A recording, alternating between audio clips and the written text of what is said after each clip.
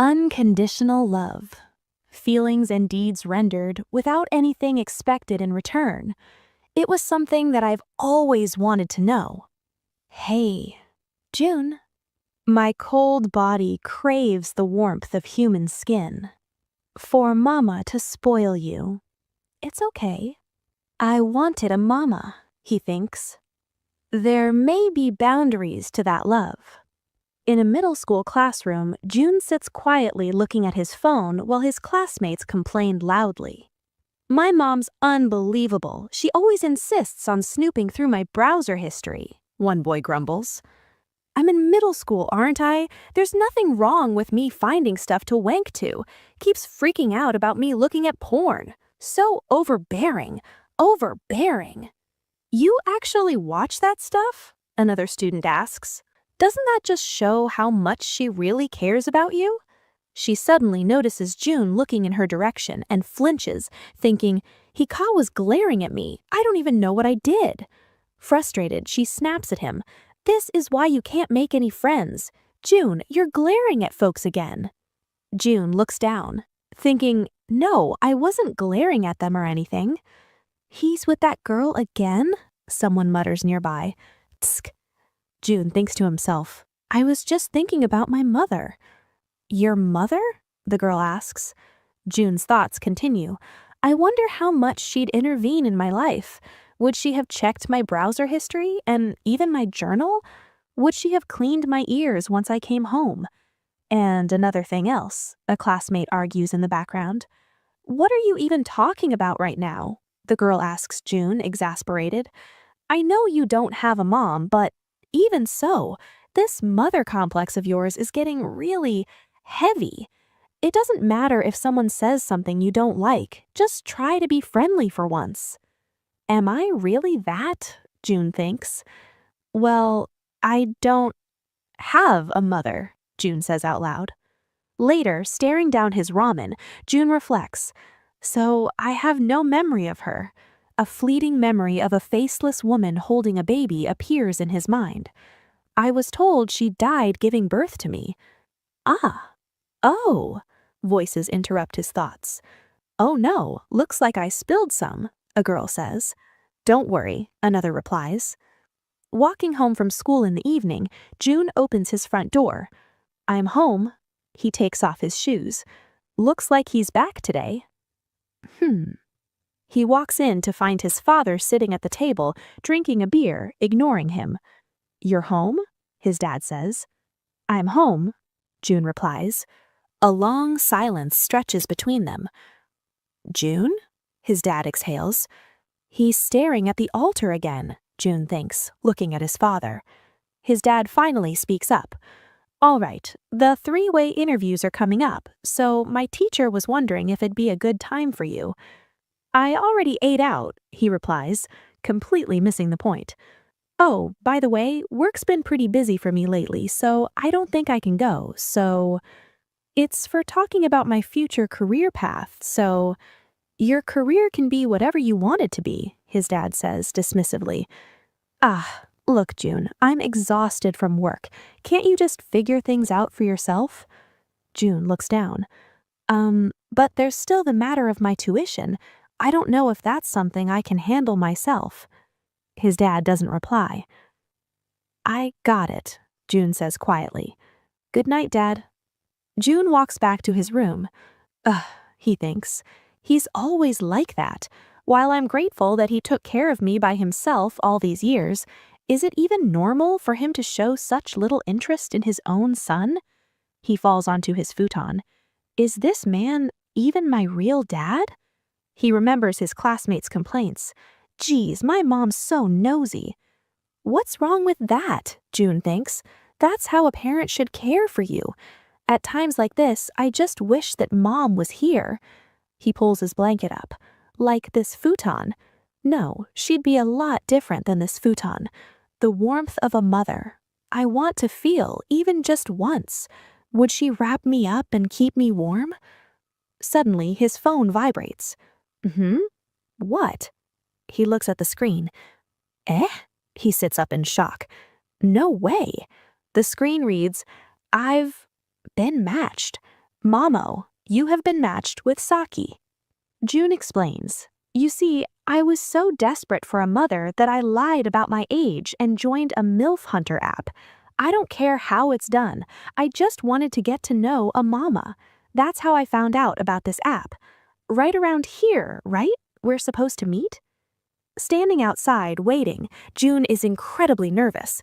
Is she really coming? Maybe it was just a scam. A woman walks up to him. Eh? Oh, yes. Are you June? Wow, I'm glad I didn't mistake you. She smiles brightly. Hello there, the name's Saki. June is stunned. What? A beautiful woman? Eh? He panics internally. Since she's referred to as a mama, I had thought she'd be a much older woman. Saki leans in a little. Are you feeling nervous, perhaps? Oh, nothing. Oh, yes. What's wrong? I see, she says, understanding. Just a moment.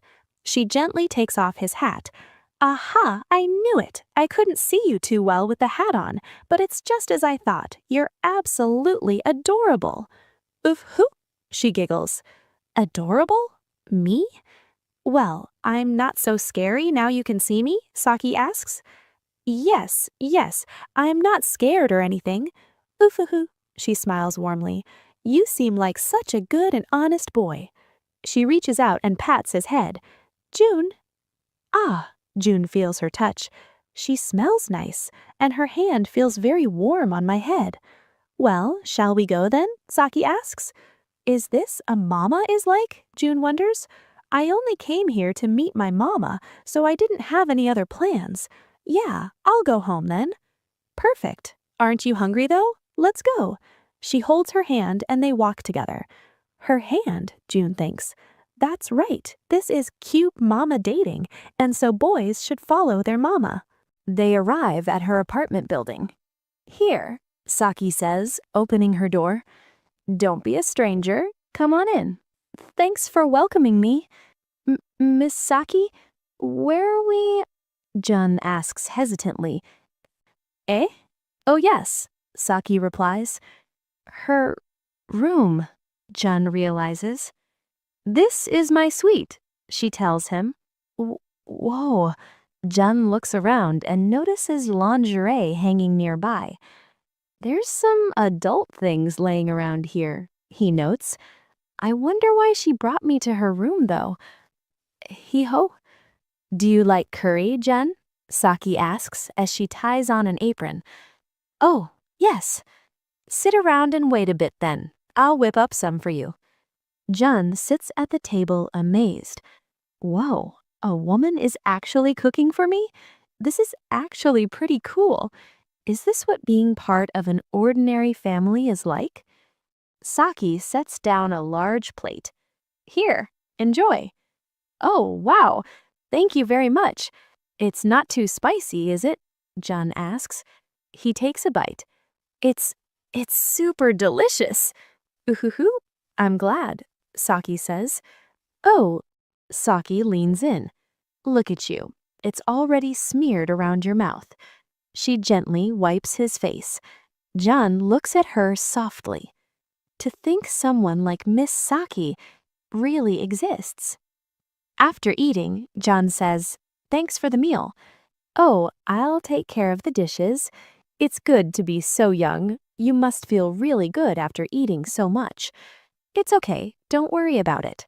Before we start, but, Jun says, more importantly, eh? It's all right if you'd like to have a shower, Saki suggests. Oh my, Jun, is this your first time with an older lady? In that case, let's shower together. Well, Jun freezes. Saki suddenly lifts his shirt. I suppose you wanted me to take it off for you, right? What? Isn't this something dirty? Jun panics. Off we go, Saki teases. Miss Saki, forgive me, Jun suddenly breaks down in tears. Eh? I didn't know this was what dating an older lady was about, Jun cries. I just wanted to know what having a mama was like. What do you mean? Eh? They move to the sofa. Saki looks at him with deep understanding. So you do not have a mother, and that's why you tried to find out what having one was like. Then you lied about your age and tried to make me your mom. I'm very sorry, Jun sobs, looking at the floor. What am I doing? Lying to Miss Saki like that. Jun. Saki pulls him into a tight embrace. Eh? There. She comforts him gently. It's okay. All you did was tell me the truth. Jun cries into her shoulder. You could have lied and kept it a secret, but instead you told me the truth. Uh, wh- what? Jun thinks. I thought she'd get mad, but she's happy instead? I'm happy. You must always feel so lonely without your mommy with you. It's all right. I'm here with you now. Jun holds on to her. So gentle and warm, such boundless acceptance. This is who a mama is. I'd be glad if you wanted to think of me as your real mommy, Saki whispers. Eh? Yes, Jun. You can think of me as your mommy while I pamper you. First things first. Okay then. I think it was in here somewhere. Let's see. Ta-da! She pulls out a bamboo earpick. Since you didn't have a mom, you probably wouldn't have had someone clean your ears, right? Yes. Here, come on. She pats her lap. It, it, mm-hmm. There you go. Boop. Jun lays his head down. Lap pillow. My head is touching a woman's thighs. So soft and smooth, he marvels. That's a lot. You've really let it accumulate, haven't you? Ooh, that feel good? It, ah, Jun reacts. There are apocrine glands in the ears, just like in the armpits, so when they get stimulated, it feels so good, Saki explains as she cleans. Why? Does this feel so good? Jun thinks. I'll clean this part also. Inside my ear, stirring around. Jun blushes deeply. It feels like I'm being violated. It feels like my voice is going to leak out. Miss Saki. Why's that? For me to make those noises like that, it's embarrassing. This is just removing some dirt from your body, a parent ought to do. And since it does feel very good, it can't be helped if you make those noises like that. She looks down at him affectionately. When you're with your mama, you can act however you wish to, Jun. Let me pamper you properly, Jun. She leans close to his face. And please call me Mommy. Since Miss Saki, it's all going to be fine. Exposing such a vulnerable side of myself to her is okay. Mom. Mommy. Mommy. Jun narrates from the future. That night is too blurry, fuzzy, and warm for me to remember clearly. However, what I do remember, as clear as day, was my 1-month suspension. At school, Jun is seated across from a teacher, his father next to him. My school found out that I had dated an older lady, and I was forced to delete Miss Saki's contact info right in front of my teacher. He presses delete contact on his phone. In the name of lifestyle guidance, I was placed under home restraint, and that rumor spread quickly among the kids at school, which made going to school all the more difficult. I became a complete recluse. Many days passed. Now, older and wearing a high school uniform, Jun sits at a formal restaurant table with his father. How was your high school entrance ceremony? His dad asks. Yeah. I see. It was the usual. It's only natural for us to eat out together, but tonight we're celebrating entering high school. Jun thinks to himself. I never saw Miss Saki again after all that, but I still couldn't help but think about her, which is only natural considering what happened. I'll never forget her motherly warmth. I recognize this scent. Jun looks up. Sorry, I'm late, a voice calls. Eh? No, don't worry about it, his dad says warmly. Thank you for joining us for dinner on such short notice.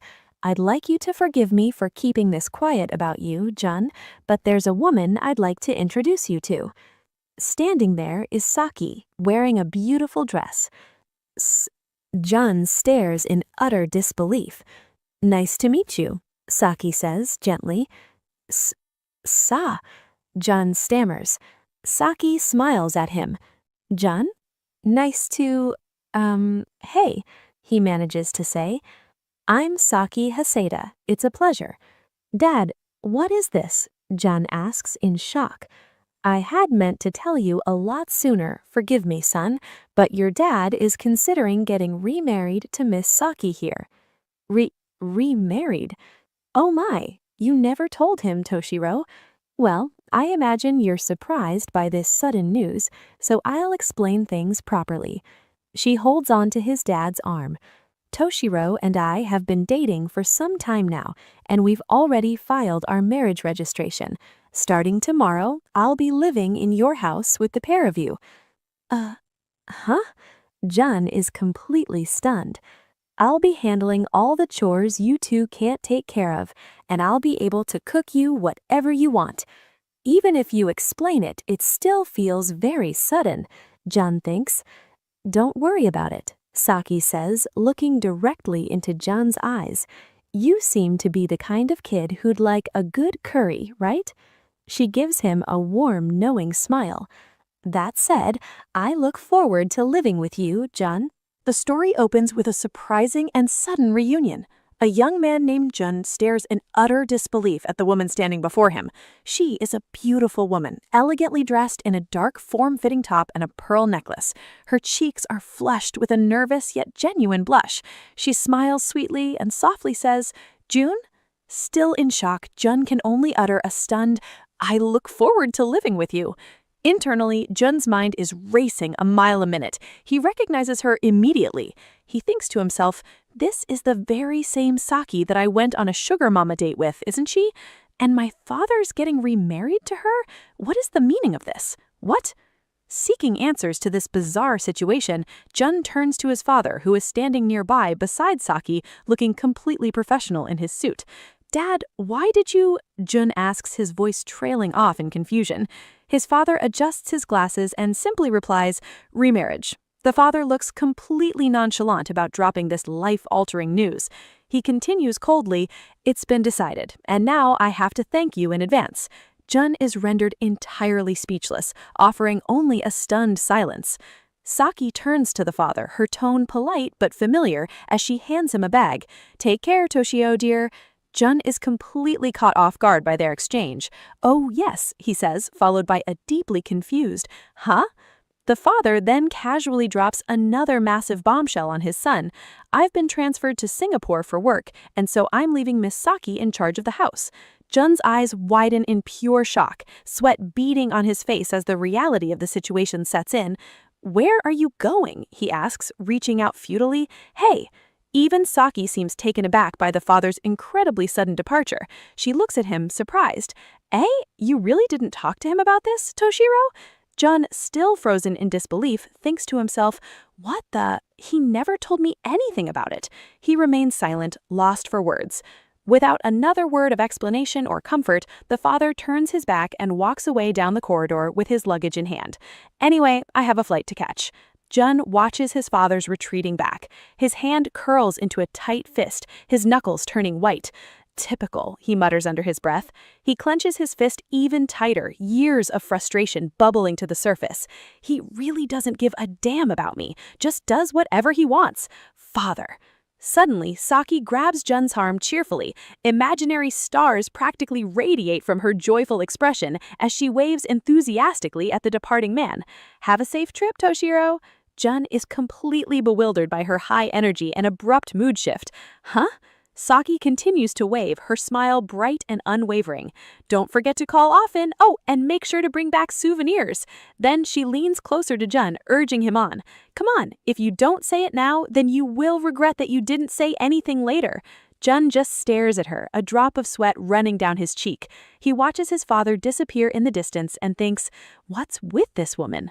Saki turns her attention fully back to Jun, her eyes sparkling with a gentle warmth. Well then, would you like to give me a tour of your house? Jun looks at her, still visibly nervous, overwhelmed, and unsure of how to react. The scene shifts to the exterior of Jun's modest two-story suburban house. A little thought bubble hangs over the roof reading, Jun, heart. Inside the hallway, Saki is pulling a large suitcase behind her. She smiles cheerfully. Forgive the intrusion. Wait, no, shouldn't I just say, I'm home? She giggles to herself, a soft blush returning to her cheeks. Oof, that's kind of weird. Jun shows her to a spare room down the hall. Saki asks, is this room really not being used? Oh, yes, Jun replies awkwardly. All right then, I'll take it for myself in that case. Saki tries to slide the door open. She tugs at the handle, but she struggles. It's stuck. Jun steps forward immediately to help her. Oh, here, He easily slides the heavy door open for her. Saki watches him, warning gently, careful, it's heavy. And thank you, Jun replies politely as he grabs the handle of her luggage. He places the heavy suitcase inside the room, wiping a small drop of sweat from his face. All right then, it was super heavy. Oh yes, thanks again. He looks around the empty room. Is here okay? Saki examines the space, looking satisfied. Jun watches her, a lingering doubt gnawing at his mind. He thinks, is she really going to be living here? Saki kneels on the floor, unzipping her suitcase to unpack. She looks over her shoulder at Jun. Dad's not going to be here either, so it's just going to be the two of us together, is it? She mutters aloud. Then she turns her head fully towards him. Oh, by the way, Jun. Jun is startled from his anxious thoughts. Eh? The sound of a microwave beeping loudly interrupts them. Saki asks politely, could I borrow your kitchen? A short time later, Saki brings a steaming plate of curry rice to the dining table. Jun looks at it thinking, smells nice. Saki smiles kindly, setting the plate down in front of him. Here, I made this for you. She gestures to the chair opposite her. Jun, have a seat if you please. Jun looks surprised by the gesture. Saki continues, her tone maternal. You didn't eat anything at the restaurant, did you? Have some if you like. They both sit down at the dining table. Saki explains, I myself was so nervous that I barely ate a thing, so I'll have some too. She looks across the table at Jun, who hasn't touched his food yet. Her expression turns slightly concerned. Huh? What's wrong? Don't you like curry? Prompted, Jun takes his spoon, scoops up a bite, and puts it in his mouth. Huh? His eyes widen slightly as the rich flavor hits him. He continues to eat silently. Saki happily eats her own portion alongside him. As Jun chews, a sudden realization dawns on him. He looks down at his plate and thinks, this curry even tastes the same as the one I had before, so she really is the Saki I met back then after all. Hearing his spoon stop, Saki pauses her eating, looking at him thoughtfully. I wasn't mistaken. They sit in silence for a tense moment.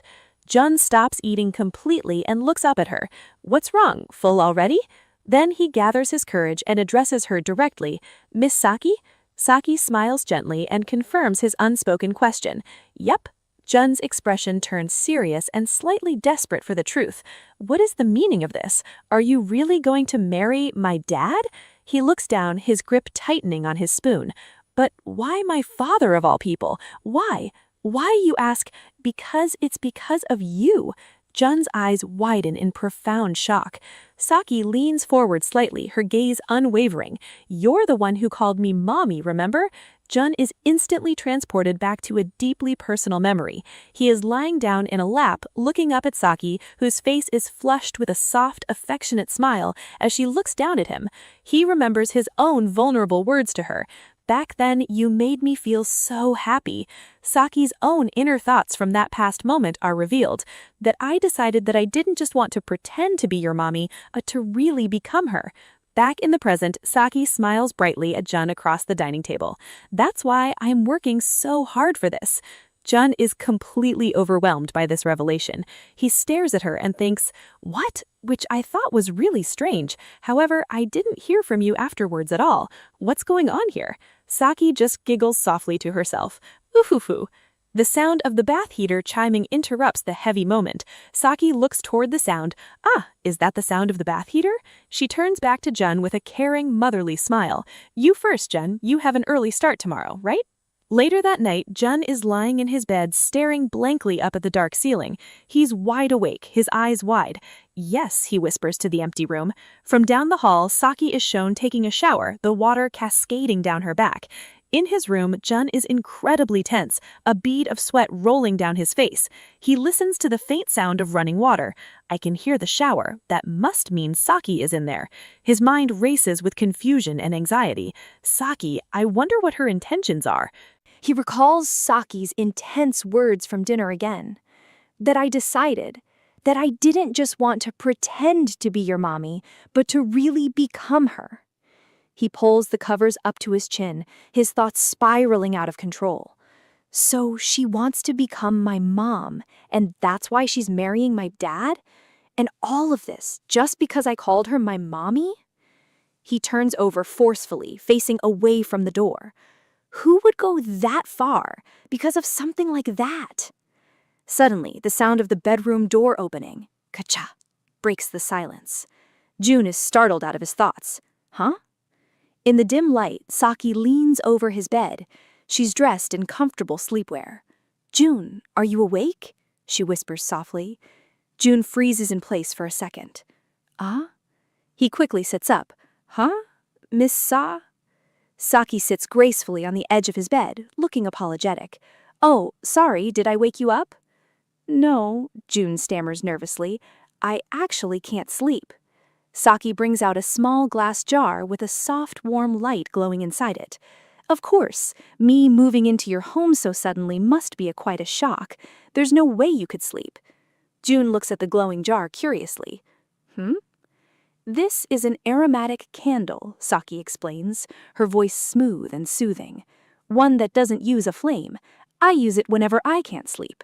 She places it gently on the nightstand by the bed. Hopefully you'll like this fragrance too, or perhaps you don't. Jun inhales deeply.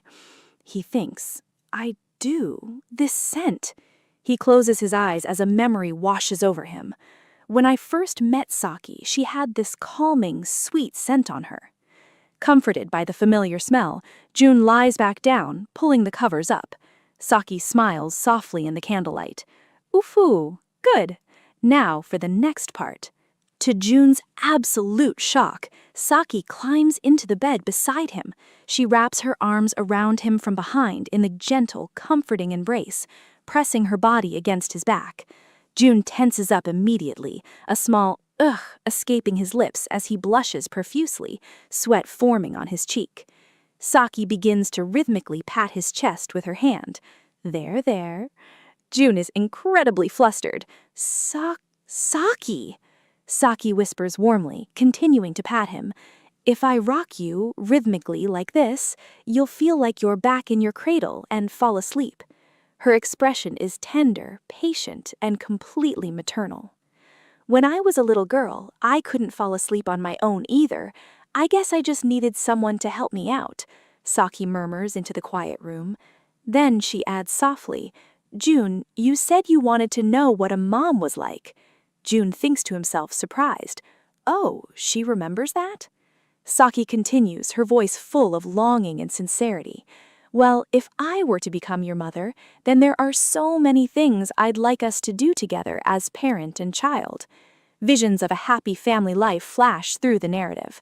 Saki imagines them hanging out together in the city, Jun, Saki, and his dad, eating delicious homemade bentos for lunch together, throwing joyous birthday parties with a big decorated cake, taking commemorative family photos, everyone wearing formal clothes and smiling happily. Saki pulls Jun closer, her legs tangling with his under the covers. Cozying up together like this was also something I wanted to do, that without your mother being here, that there was a lot that you couldn't do. Jun's eyes well up with tears. He touches his own neck, deeply overwhelmed with emotion. He hears her say, I know, Jun, while he thinks, but I think now that you still have a chance to experience them.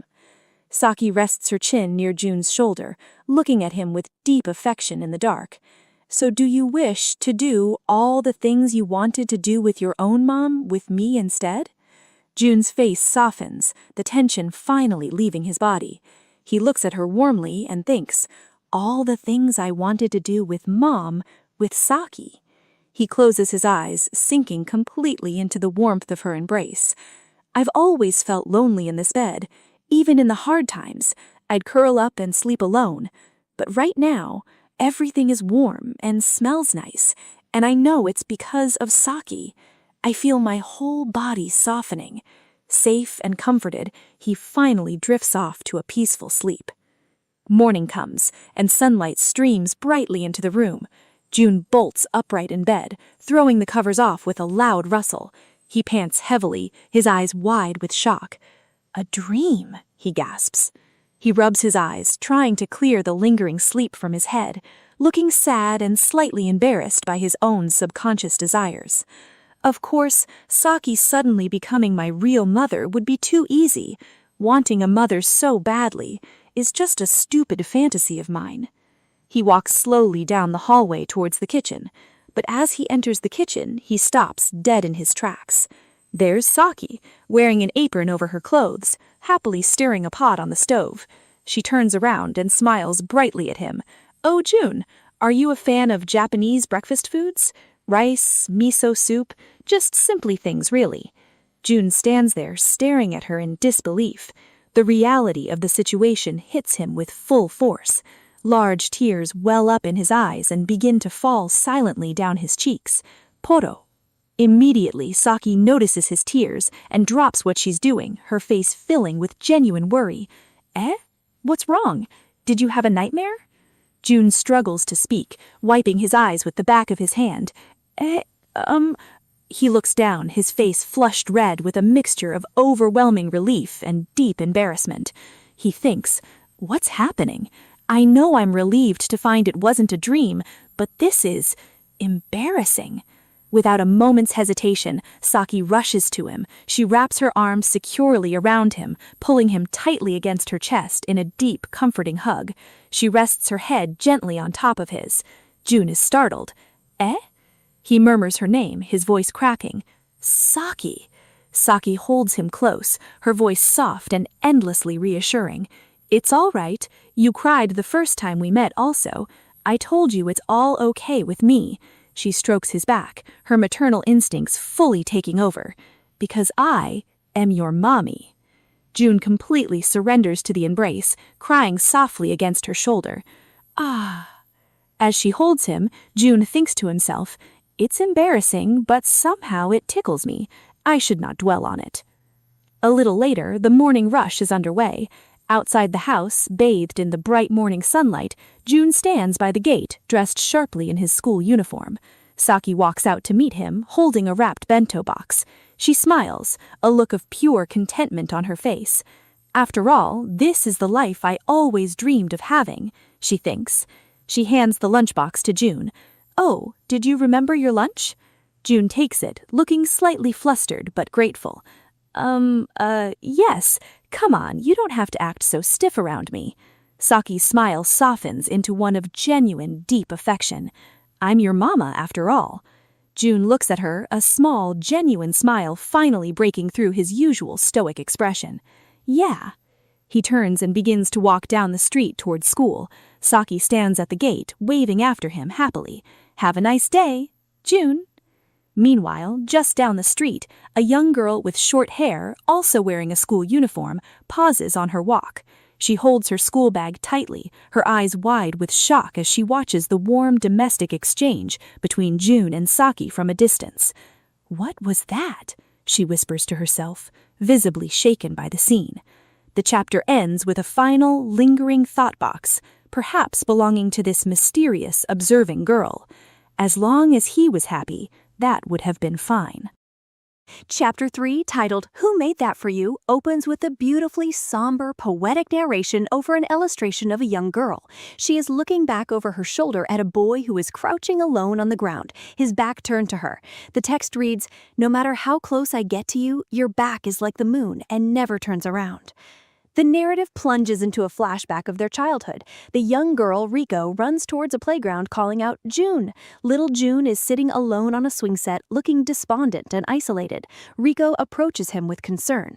"You're alone again today, aren't you? Come to my house, she offers kindly. June hesitates, looking down. But Rico insists cheerfully. Come on, it's not like it'd be a problem for me. June remains reluctant, gripping the chains of the swing. Dad always told me to not be a burden for others. Rico's older, present-day voice narrates the scene, hinting at a darker underlying worry. And what are you going to do if some strange adult tries to take you away again? In the memory, little June simply apologizes. Forgive me. The narration continues, detailing Rico's perspective. June, the boy who lived close to me, was always alone. I felt bad for him, so I always invited him over to my house. We see a heartwarming memory of the two children sitting on the floor playing video games together while Rico casually munching on a race ball. The scene shifts to Rico's kitchen, where her mother, wearing an apron, smiles warmly at the boy. Little June looks up at her, utterly enchanted, and stammers, Thank you very much. Rico's mother kindly offers, if the food looks good to you, why not have something to eat? June turns to Rico, his eyes sparkling with a mix of awe and envy. Lucky you, Rico, you have a very kind mother. Rico watches him, noticing his intense reaction. Older Rico narrates, from the start, I noticed that he had an unusual amount of deference towards moms. We see June happily eating a rice ball, saying, thanks for the meal. Rico continues, and since he never had a mother of his own, I used to think it was perfectly normal. However, the peaceful childhood memories shatter as they reach high school. Gossip spreads through the hallways. Two female classmates whisper to Rico. But then, hey, Rico, did you hear? June Hikawa from class 2, he was dating a sugar mama. Rico listens, her eyes wide with shock. Rico's narration grows heavy. June missed a lot more school after that, and although I knew he still went to the same school as me, we didn't speak to each other anymore. The visual shifts to their middle school graduation ceremony. Rico glances over her shoulder at June, who stands among the crowd looking exhausted, shadowed, and utterly broken. I hardly recognized June when I saw him at our graduation ceremony. He looked so haggard. Determined, Rico's internal monologue reveals her resolve. I believed that I was the one who had looked after June the most, and so I couldn't help but feel responsible for him. As selfish as it may be, I just wanted June to go back to the way he was. The story snaps to the present day. Rico is standing outside near June's neighborhood trying to hype herself up to talk to him. She blushes, practicing her greeting. Hey, long time no see. Let's get together sometime, June. She immediately panics, sweating. No, too weird. Maybe how have you been is good enough. She tries to justify the encounter. This isn't weird, is it? It's not like we'd never bump into each other when we're in the same neighborhood. But her plans are derailed when she spots June exiting his house. The end of the previous chapter is briefly replayed from her perspective. June says, yes, come on, you don't have to act so stiff around me. Beside him is a beautiful older woman, Saki. She smiles at him, did you remember your lunch? And then drops the bombshell, I'm your mama, after all. Hidden behind a nearby wall, Rico watches this exchange, completely paralyzed with shock. What was that? She whispers to herself. Later that day, during the lunch break at school, June finds a quiet, secluded bench under a tree to eat his lunch. He opens his beautiful, elaborately prepared bento box and sighs of relief, thinking, I think that I can eat here in peace. Suddenly, a shadow falls over him. Doesn't that look delicious? A voice asks. It's Rico. She stares down at the food, her eyes unreadable. Wow, Miss Saki's bento. June is startled. Rico sits down right next to him, closing the distance.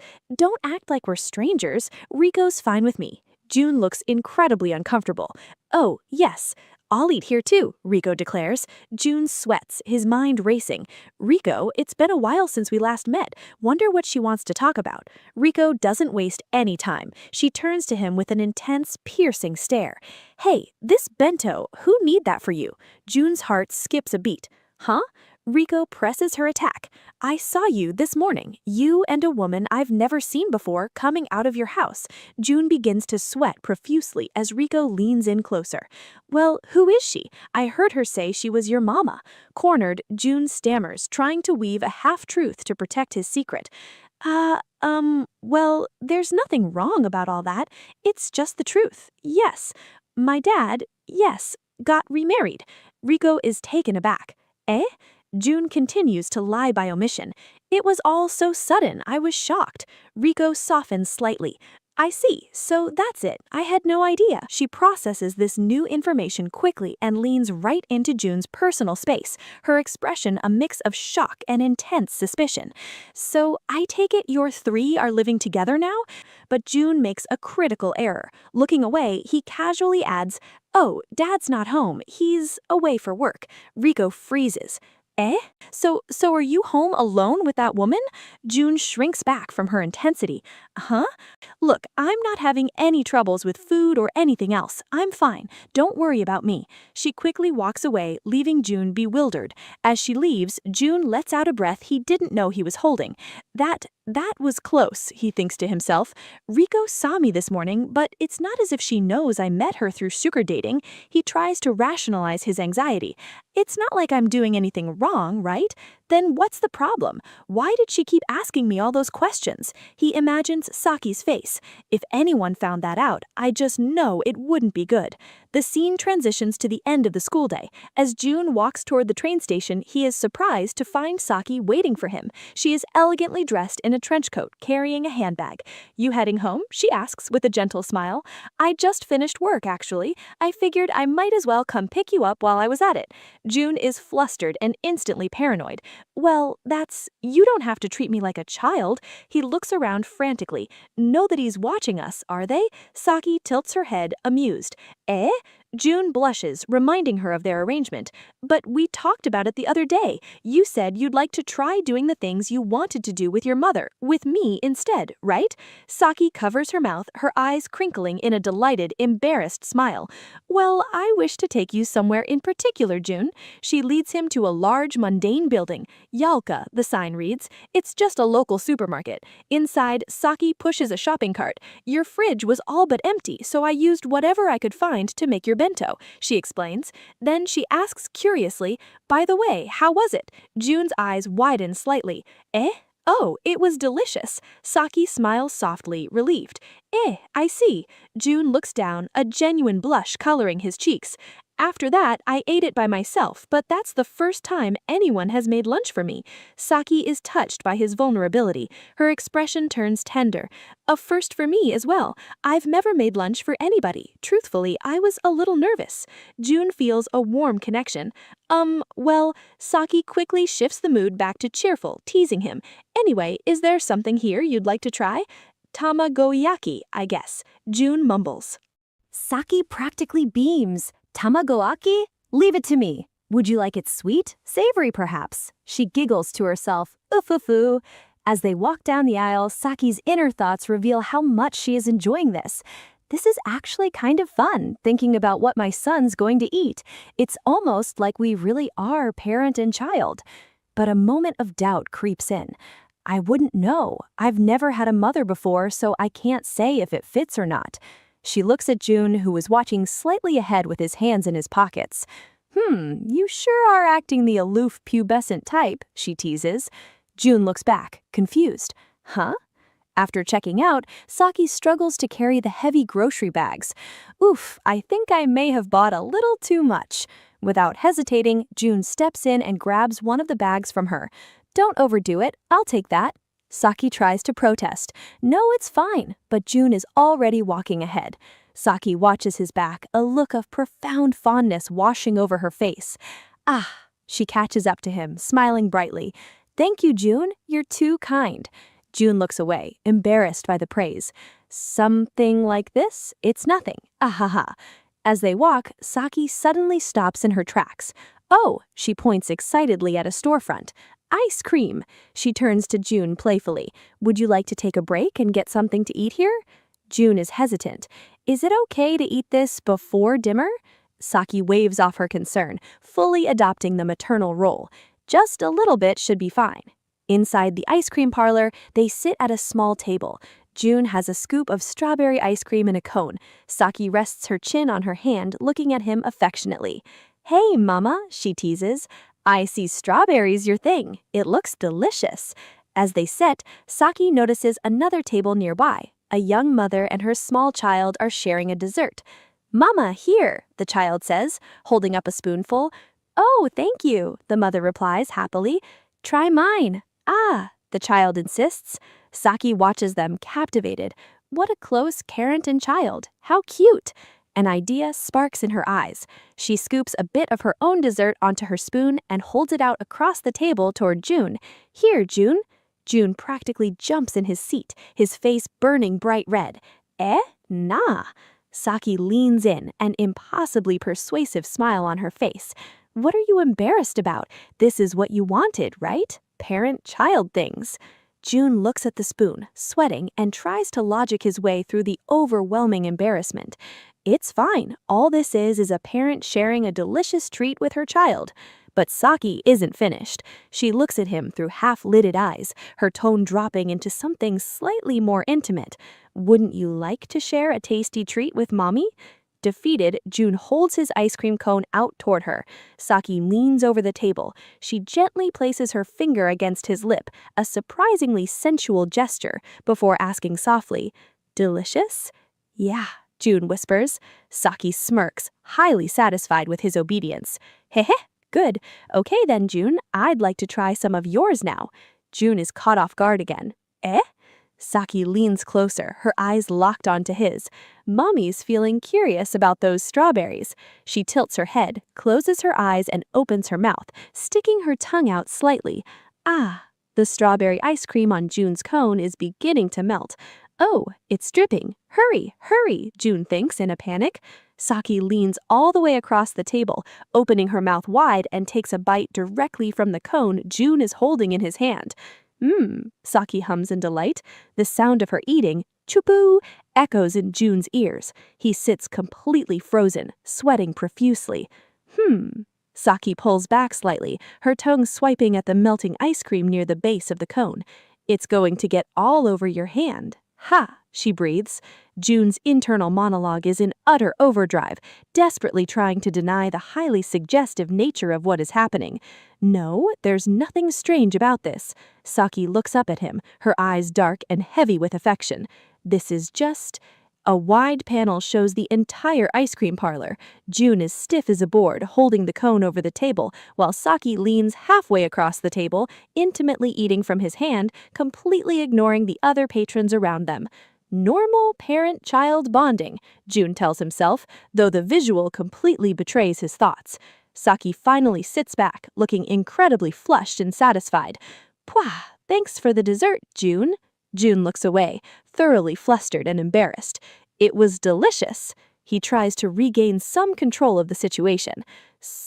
We're in public, Miss Saki, so I'd say that was pretty embarrassing. Saki just smiles in amusement. Eh? She reaches across the table again and gently presses her index finger against June's lips, shushing his complaints. She leans in close, her face inches from his, completely unfazed by his embarrassment. Isn't it supposed to be Mommy? She whispers. She smiles at him warmly, a look of pure, unadulterated happiness on her face. Of course, this is what I've always wanted. June is completely captivated by her in this moment. But the tender, bizarrely intimate bubble they've created is violently popped. A dark shadow falls over their table. The bond between parent and child, a voice says from above them. June and Saki both turn their heads in shock. Standing right beside their table is Riko. She is staring down at them, her eyes devoid of any light, her expression terrifyingly blank. Hey, what are you up to, June? Riko asks, her voice chillingly calm. June is frozen, his hand still holding the ice cream cone over the table. Riko's dead eyes bore into him. Say, why don't you tell me a little story about it? The chapter abruptly ends on this tense, dramatic cliffhanger, leaving a final thought box hovering in the air. What thoughts does her eyes betray? Chapter 4. Would you like to join me? An awkward dinner arrangement. The scene opens in the quiet kitchen of June's home. His childhood friend, Riko, a girl with short hair wearing a school uniform and a tie, stands by the counter holding a ladle over a cooking pot. She looks back at June with a caring expression. Riko? June asks, sitting at the dining table. Aren't you hungry? Why not have something for dinner? Oh, it's no trouble. I'll get it ready for you, Riko replies softly, her eyes downcast for a moment. Don't worry about it. A narrative box sets the tone. An unexpected visit from a childhood friend. Awkward. Riko brings a steaming bowl over to the table and hands it to June. Here, careful, it's hot. June takes the bowl, bringing it to his lips, but his mind is completely distracted. He thinks to himself in a panic, why is this happening? Across the table from them sits Saki Hiwaka, June's new young stepmother. She is a beautiful woman with long flowing hair, wearing a dark form-fitting turtleneck. She smiles cheerfully, resting her chin on her hand as she observes the two teenagers. Hey, June, Saki sings out playfully. I didn't know you were friends with such a cute girl. June immediately gets flustered. It's not that. A friend from the neighborhood. We've been friends ever since we were little. We were actually estranged for a long time. How come you didn't tell me about her? Saki asks, leaning in. Then her expression turns a bit more thoughtful. Oh, so you are childhood friends. In that case, it's still a surprise that I've never heard of you. Riko, looking determined but slightly tense, turns her attention directly to Saki. I heard that you married June's father. Is that true? Yes, that's true, Saki replies calmly. Riko stares at her. Was that something that you talked over properly with June? She leans forward, her protective instincts kicking in. Huh? June told me that his dad is always away from home now, so that because of work, it means it's just you two here all alone, right? June watches the exchange, a drop of nervous sweat on his face. He thinks to himself, knowing June, he likely agreed to it without much convincing, but for him to be suddenly living with a strange woman. Riko raises her voice slightly, challenging Saki. Shouldn't you have found out what June really thinks before deciding on something like that for him? Saki closes her eyes, considering Riko's words carefully. Well, perhaps it's not right to speak of such things when his father isn't here. Of course, you're absolutely right, Riko. Saki stands up from the table and bows deeply and respectfully. Pleased to meet you, so allow me to introduce myself properly first. My name is Saki Hiwaka.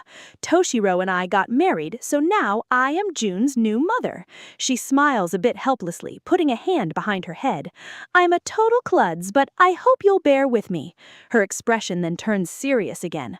I recognize my failure to talk this arrangement over with June as I should have, and I suppose it's true Toshiro never thought to bring it up either. Riko looks at June, nudging him to speak. Come on, June, you must have had something to say about all this. Speak up for yourself. I guess, June mutters quietly, looking away. Riko turns her focus back to Saki. I mean, how did you two even meet? Seems there's quite the age gap between the pair of you. Through work, Saki explains, simply. That's how Toshiro and I met. As June listens, Saki explains her side of the story. We spoke about our views on family and we got along quite well. Many of those around me were in a rush to get married, and so I was feeling a little anxious about it. So he and I decided to get married as soon as we could. Of course, we considered June, but to me, I felt that there was so much good I could do if I were there for him. June processes this, realizing the practical side of the marriage. I mean, it's tough being a single father, right? Dealing with your child's schooling and meals? I suppose it's because he's never around that it's easy for me to forget that Miss Saki's actually married to my father. That's right. Question mark. I guess that is rather helpful, Riko admits, looking slightly mollified but still doubtful. But this talk of a parent and child relationship, he's in high school. At his age, June suddenly feels a chill. What is this unease I feel? Riko's face flushes red as a scandalous thought crosses her mind. It wouldn't be out of the ordinary if he saw you as a woman instead. June recoils in shock. Wait, what are you on about, Riko? But it's true, right? Riko stammers, looking between them. And here you are living alone with such a beautiful young woman. But in Riko's mind, a dark, shadowy silhouette of an indecent scenario flashes. What if something indecent happens? She panics internally. Saki reaches out and gently places her hand over Riko's, offering a comforting smile. Don't worry about a thing, Riko. Look, June's real mother isn't with us anymore, right?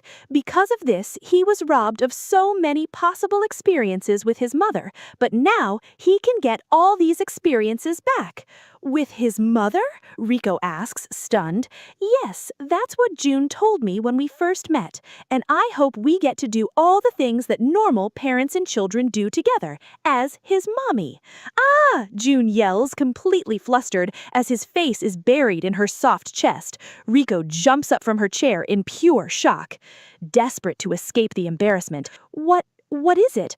At this rate, she'll figure out she was the sugar mama. June points at the clock on the wall. Look how late it's gotten already, Rico. I'm just concerned about you is all. Saki smiles brightly, letting go of June. Oh, forgive me, I wasn't paying attention to the time. June, if it isn't too far away, please walk her home. And please visit us sometime, Rico.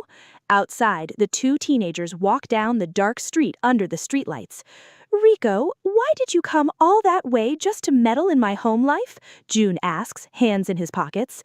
This is fine. My home's right here. Rico deflects, stopping by her house. June sighs. Well, she's looked after me since she was little, so I guess that's just how she is. Well then, give my regards to Auntie. June, Rico turns to leave, but then stops and looks over her shoulder with a severe expression. If that woman does anything strange, let me know about it. Huh? June blinks. What do you mean?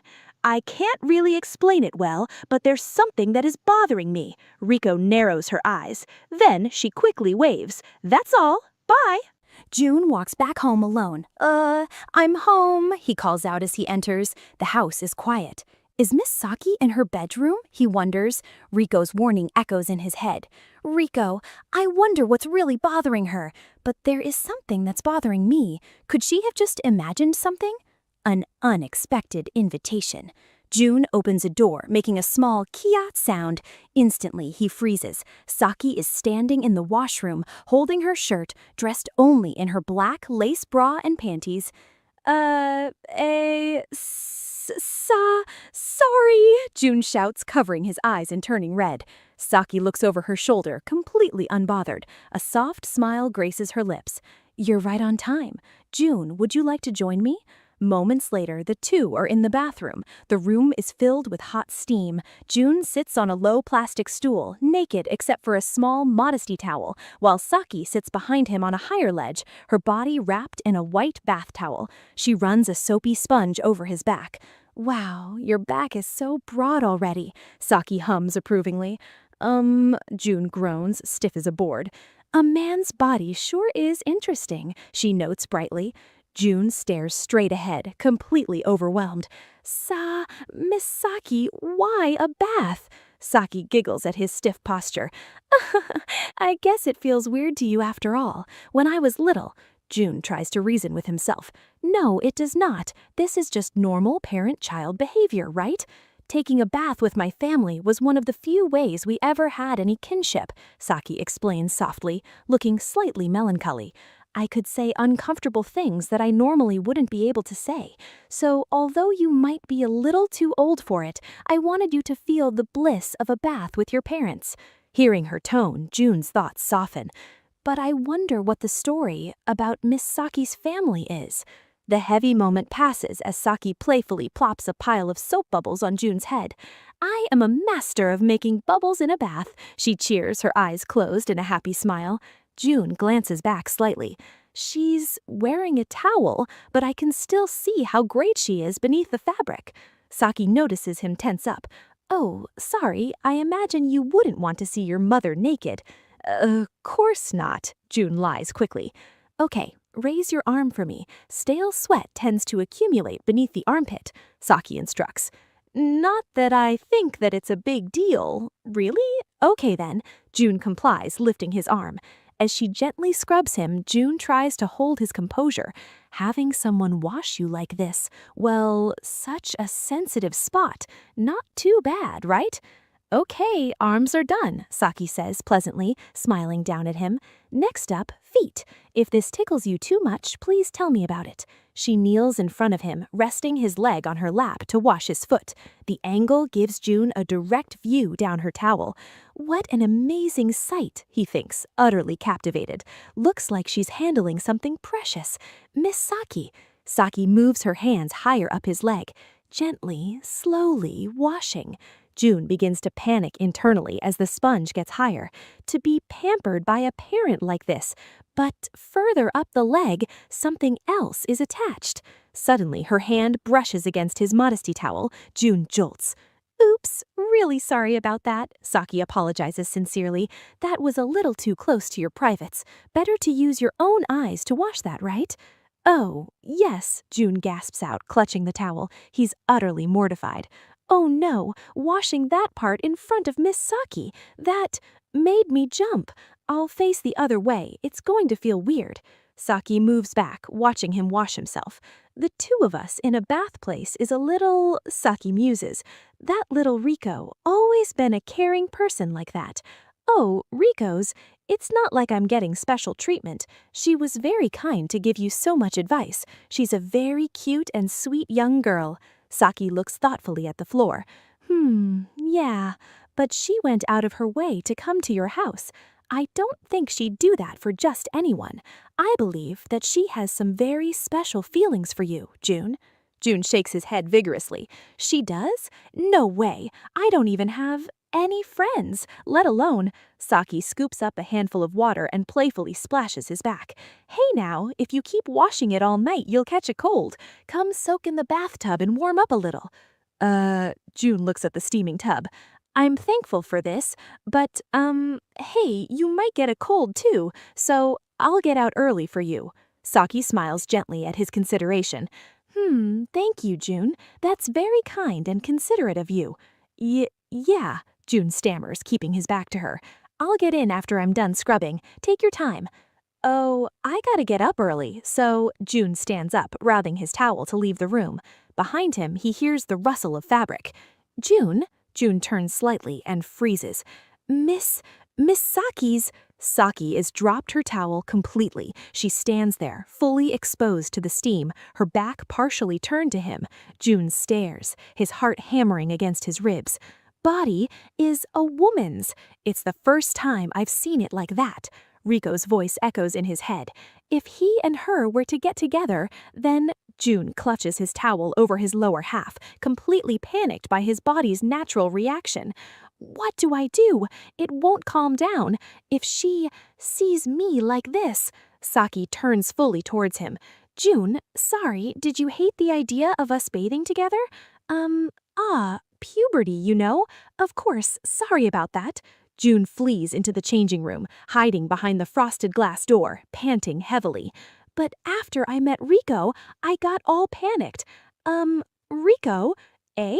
He imagines Rico again. If you and her were to get together, then... From the other side of the glass door, Saki's hand presses against the handle. Her voice filters through, soft but deliberate. A physical relationship could develop. If it comes to that, then I don't want you to do anything that could physically hurt a girl. The door opens slowly. Saki steps into the doorway, her wet hair clinging to her neck. She crosses her arms under her chest, making no attempt to cover her naked body as she looks directly at him with a serious yet seductive gaze. So Mommy's going to have to teach you everything about a woman's body, June. June stares at her, completely paralyzed, a million thoughts racing through his mind. Is it really a mother's responsibility, or... The chapter concludes with 2 gorgeous bonus illustrations of Saki Hikawa, one featuring her posing confidently in a black string bikini and another showing her lifting her shirt to reveal a delicate black lace bra and matching panties. The final panel shows Saki back in the bubbly bath, flashing a sweet. Chapter 5. The story opens with a stark close-up of a young boy named Jun. His eyes are wide with shock, a bead of nervous sweat trickling down his cheek as his mind races. An incomplete, bewildered thought crosses his mind. So Mommy's, the title of the chapter, appears below him, setting a bold and provocative tone. Chapter 5. Using Mommy's body. Standing before him in the slightly open doorway is Saki, a beautiful older woman. She is completely naked, her hair tied up casually. Her body glistens with moisture, perhaps fresh from a bath.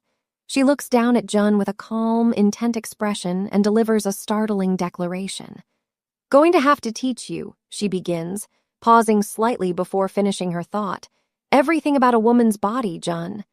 A small narrative note accompanies this moment, describing her words as a sweet poison that makes your throat tremble. Is sitting on his bed, visibly flustered. He clutches a blanket or towel tightly to his chest, trying to shield himself. He stammers out his confusion and discomfort. What are you talking about, Saki?" he asks, his voice shaking. He points out the obvious issue. She's still naked. He tries to reason with her, pointing out the inappropriate nature of the situation. "I just know something like this between a parent and child is really weird." But Saki simply calls his name, Jun, cutting through his panic. Now, Saki has moved into the room and sits down on the edge of the bed beside Jun. Both of them are now wrapped in white towels. Saki turns to him, her expression serious and questioning. "How would you feel," she asks him hypothetically, "if I were to force myself upon you?" Jun, still reeling, can only manage a confused A. Saki looks down, her demeanor somber and educational.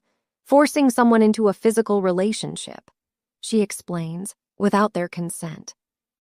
It's something that can really hurt a person." She looks back up, emphasizing her point. "That's why it's so important for a parent to educate their child about sex at an early age."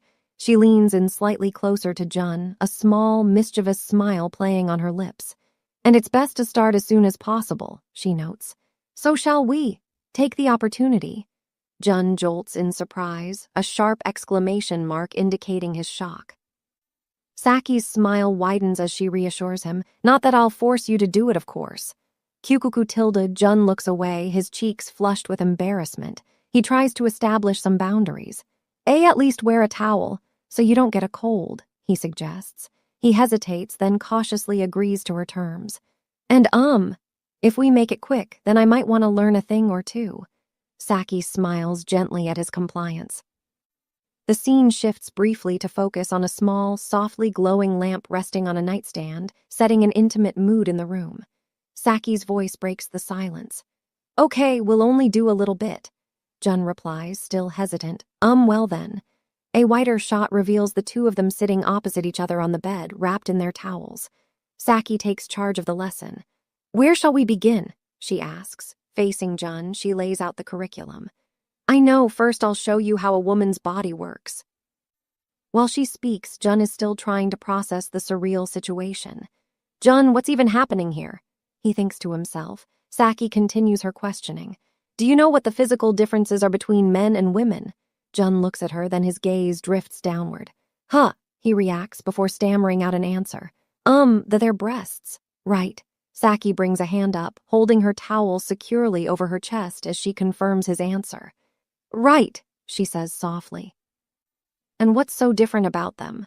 Jun guesses hesitantly. "They're bigger than a man's, I guess." Saki nods. "Right." Perspective shifts to a close-up of Saki's cleavage, highlighting the subject of their discussion. Saki explains the biological function. "In order to feed their bobbies, women have very developed mammary glands, and so their breasts grow much bigger than a man's." She adds a detail that seems to overwhelm Jun further. "Apparently they'll get even bigger once you actually have a baby." Jun sweats, repeating the word in shock. "Bigger." Moving on, Saki prompts him again. "Anyway, what other differences can you think of?" Jun ponders for a moment. The lower body, I think." Saki validates his answer. "Correct." She goes into more detail. "We have a uterus, which men do not have. And it allows us to become pregnant during our menstrual cycle." Jun listens, a realization dawning on him. "I wondered what this was all about earlier, but it really was just a personal health lesson," he thinks, finding some relief in the clinical nature of the talk. Saki continues her explanation, looking slightly thoughtful. "Although I'm still not sure, my baby's cradle also routinely resets itself once every month, and that's called my period. That this is a normal sort of education." She then brings the topic back to Jun, boys themselves. also experience side effects of puberty. And you're already there, aren't you, Jun? Jun looks away, embarrassed but acknowledging the truth. Yes. Saki's tone turns serious again as she discusses the implications of these biological facts. If a sexually aware male is dating a woman who begins ovulating, there's a good chance that they'll have a physical relationship provided they're both healthy. She emphasizes the risks. But if you don't know what you're doing, someone could get hurt. An unwanted pregnancy could even result. Leaning forward, her expression softens with concern. I just don't want you to make those kinds of mistakes, Jun, she tells him. Then she makes a shocking proposition. Therefore, if you would like to use Mommy's body. She sits on the bed, her posture relaxed and inviting, the towel draped loosely around her. To figure out how to properly treat a woman, you're more than welcome to. Jun stares at her, utterly stunned by the offer. Saki pushes the hypothetical scenario further, closing the distance between them. Look, just think about it, she urges. Let's say you start dating a girl. We'll go with little Miss Rico. She paints a picture for him. You take her back to your room, the mood is good, and so what happens when she asks you to do it with her?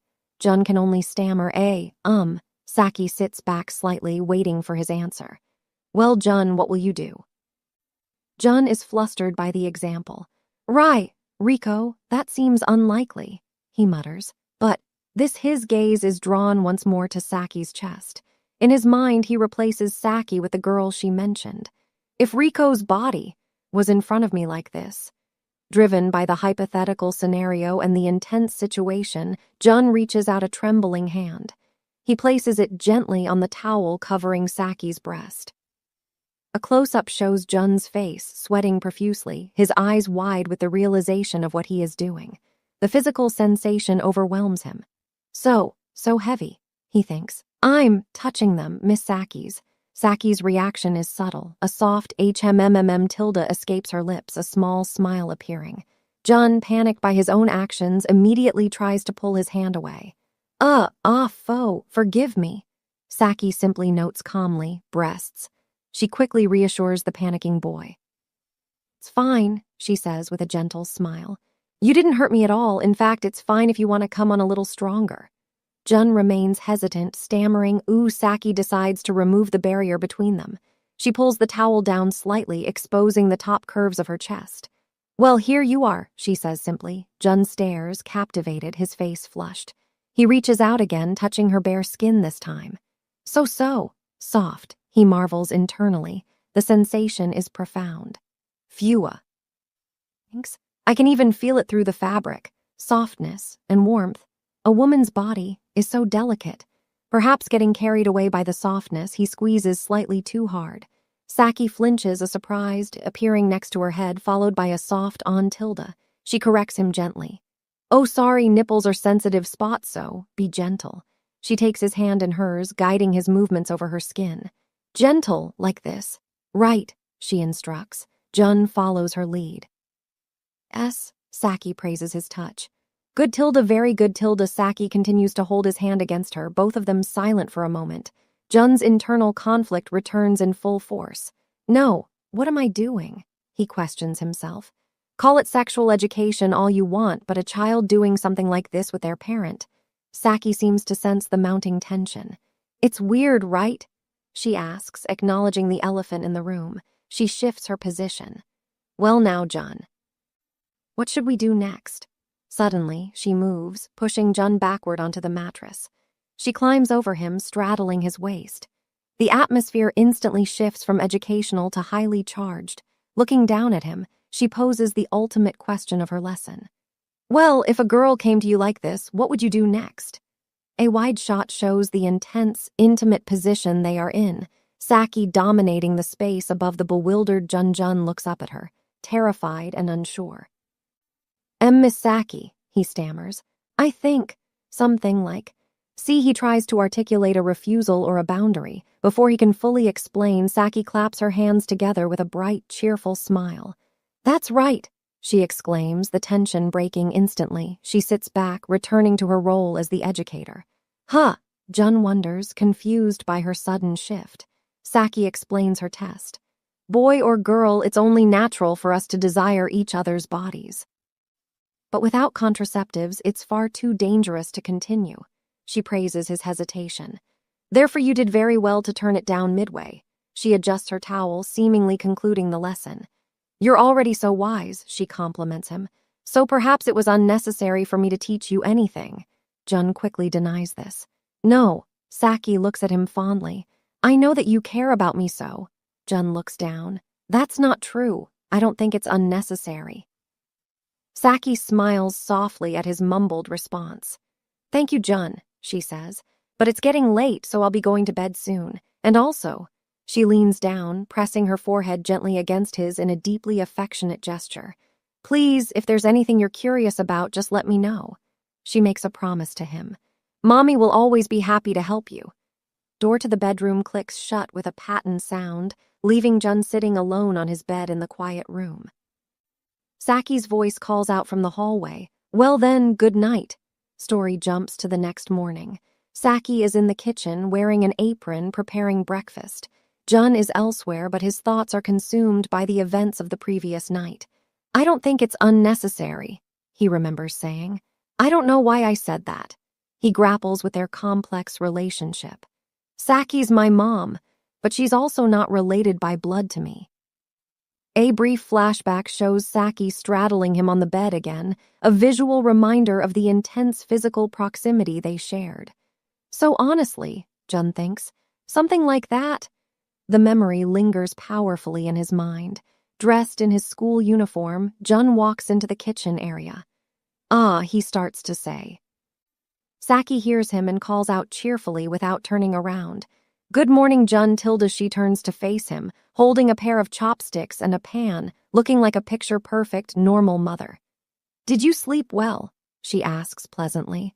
As Jun looks at her smiling face, his internal confusion deepens. The events of the night before clash heavily with this mundane morning scene. I wonder what I really think of her, he muses. The final thought hangs heavy in the air, summarizing the impact of Saki's lesson. Boundaries are dissolving. Chapter 6. Reward. A lingering distraction. The chapter opens with a tantalizing memory. A dark narrative box sets the mood. Those sweet words, a portent of things to come. In the memory, Jun's young stepmother, Saki Hikawa, smiles warmly, her eyes closed in a gentle expression. Her soft voice echoes in his mind. Just let me know. Please, if there's anything you're curious about, Mommy will always be happy to help you. The scene abruptly shifts to reality. Jun is sitting at his desk in his high school classroom, staring blankly at his open notebook. He's completely zoned out, quietly muttering his new stepmother's name to himself. Hikawa, Hikawa. Suddenly, a sharp voice cuts through his daydream. Jun Hikawa! Jun jumps, startled out of his trance. The teacher is standing at the front of the room, glaring at him. Flustered and completely unprepared, Jun shoots up from his chair. Yes, he stammers, looking around in a panic. Forget it, you, Farada. Yes, Jun replies, still disoriented. Riko leans forward, whispering the translation of the English sentence on the board. What did she tell you? Jun remains standing, looking completely lost and overwhelmed. Lunch break worries. Later that day, during the lunch break, Jun sits alone on a quiet bench outside the school building, eating from his bento box. He is still completely distracted. The memory of Saki's beautiful face flashes in his mind again, her sweet voice echoing. Good, very good. He looks down at his shoes, his face filled with anxiety. I can't believe what Miss Saki said, he thinks to himself. Not good, Jun, Riko's voice interrupts his thoughts. She's now sitting next to him on the bench, holding her own lunch, looking at him with deep concern. I mean, I guess so, Jun admits quietly. Well, yeah, you still space out like all the time, Riko points out. Jun looks away, his mind drifting back to the warning Riko had given him previously. If that woman does anything strange, let me know about it, she had told him. Jun wrestles with his internal conflict. Perhaps I ought to mention that stuff to her, but then again, maybe it really was perfectly normal. Riko, oblivious to his specific thoughts about his stepmother, presses the issue of his academics. So if that's how it is with you, then what are you going to do about the midterm exams? They're almost here. Have you been properly taking notes? Jun's eyes widen slightly. He sweats nervously. Huh? Didn't you know? To be true, I don't think I've been following along very well. Rico sighs, but then offers a kind smile. Well then, would you like me to lend you my notebook? And on top of that, would you also like me to study with you? I like to think I'm a pretty good tutor. Eh? June looks surprised by the generous offer. Just then, 2 other girls from their class spot them. Rico! One of them calls out cheerfully as they run over to the bench.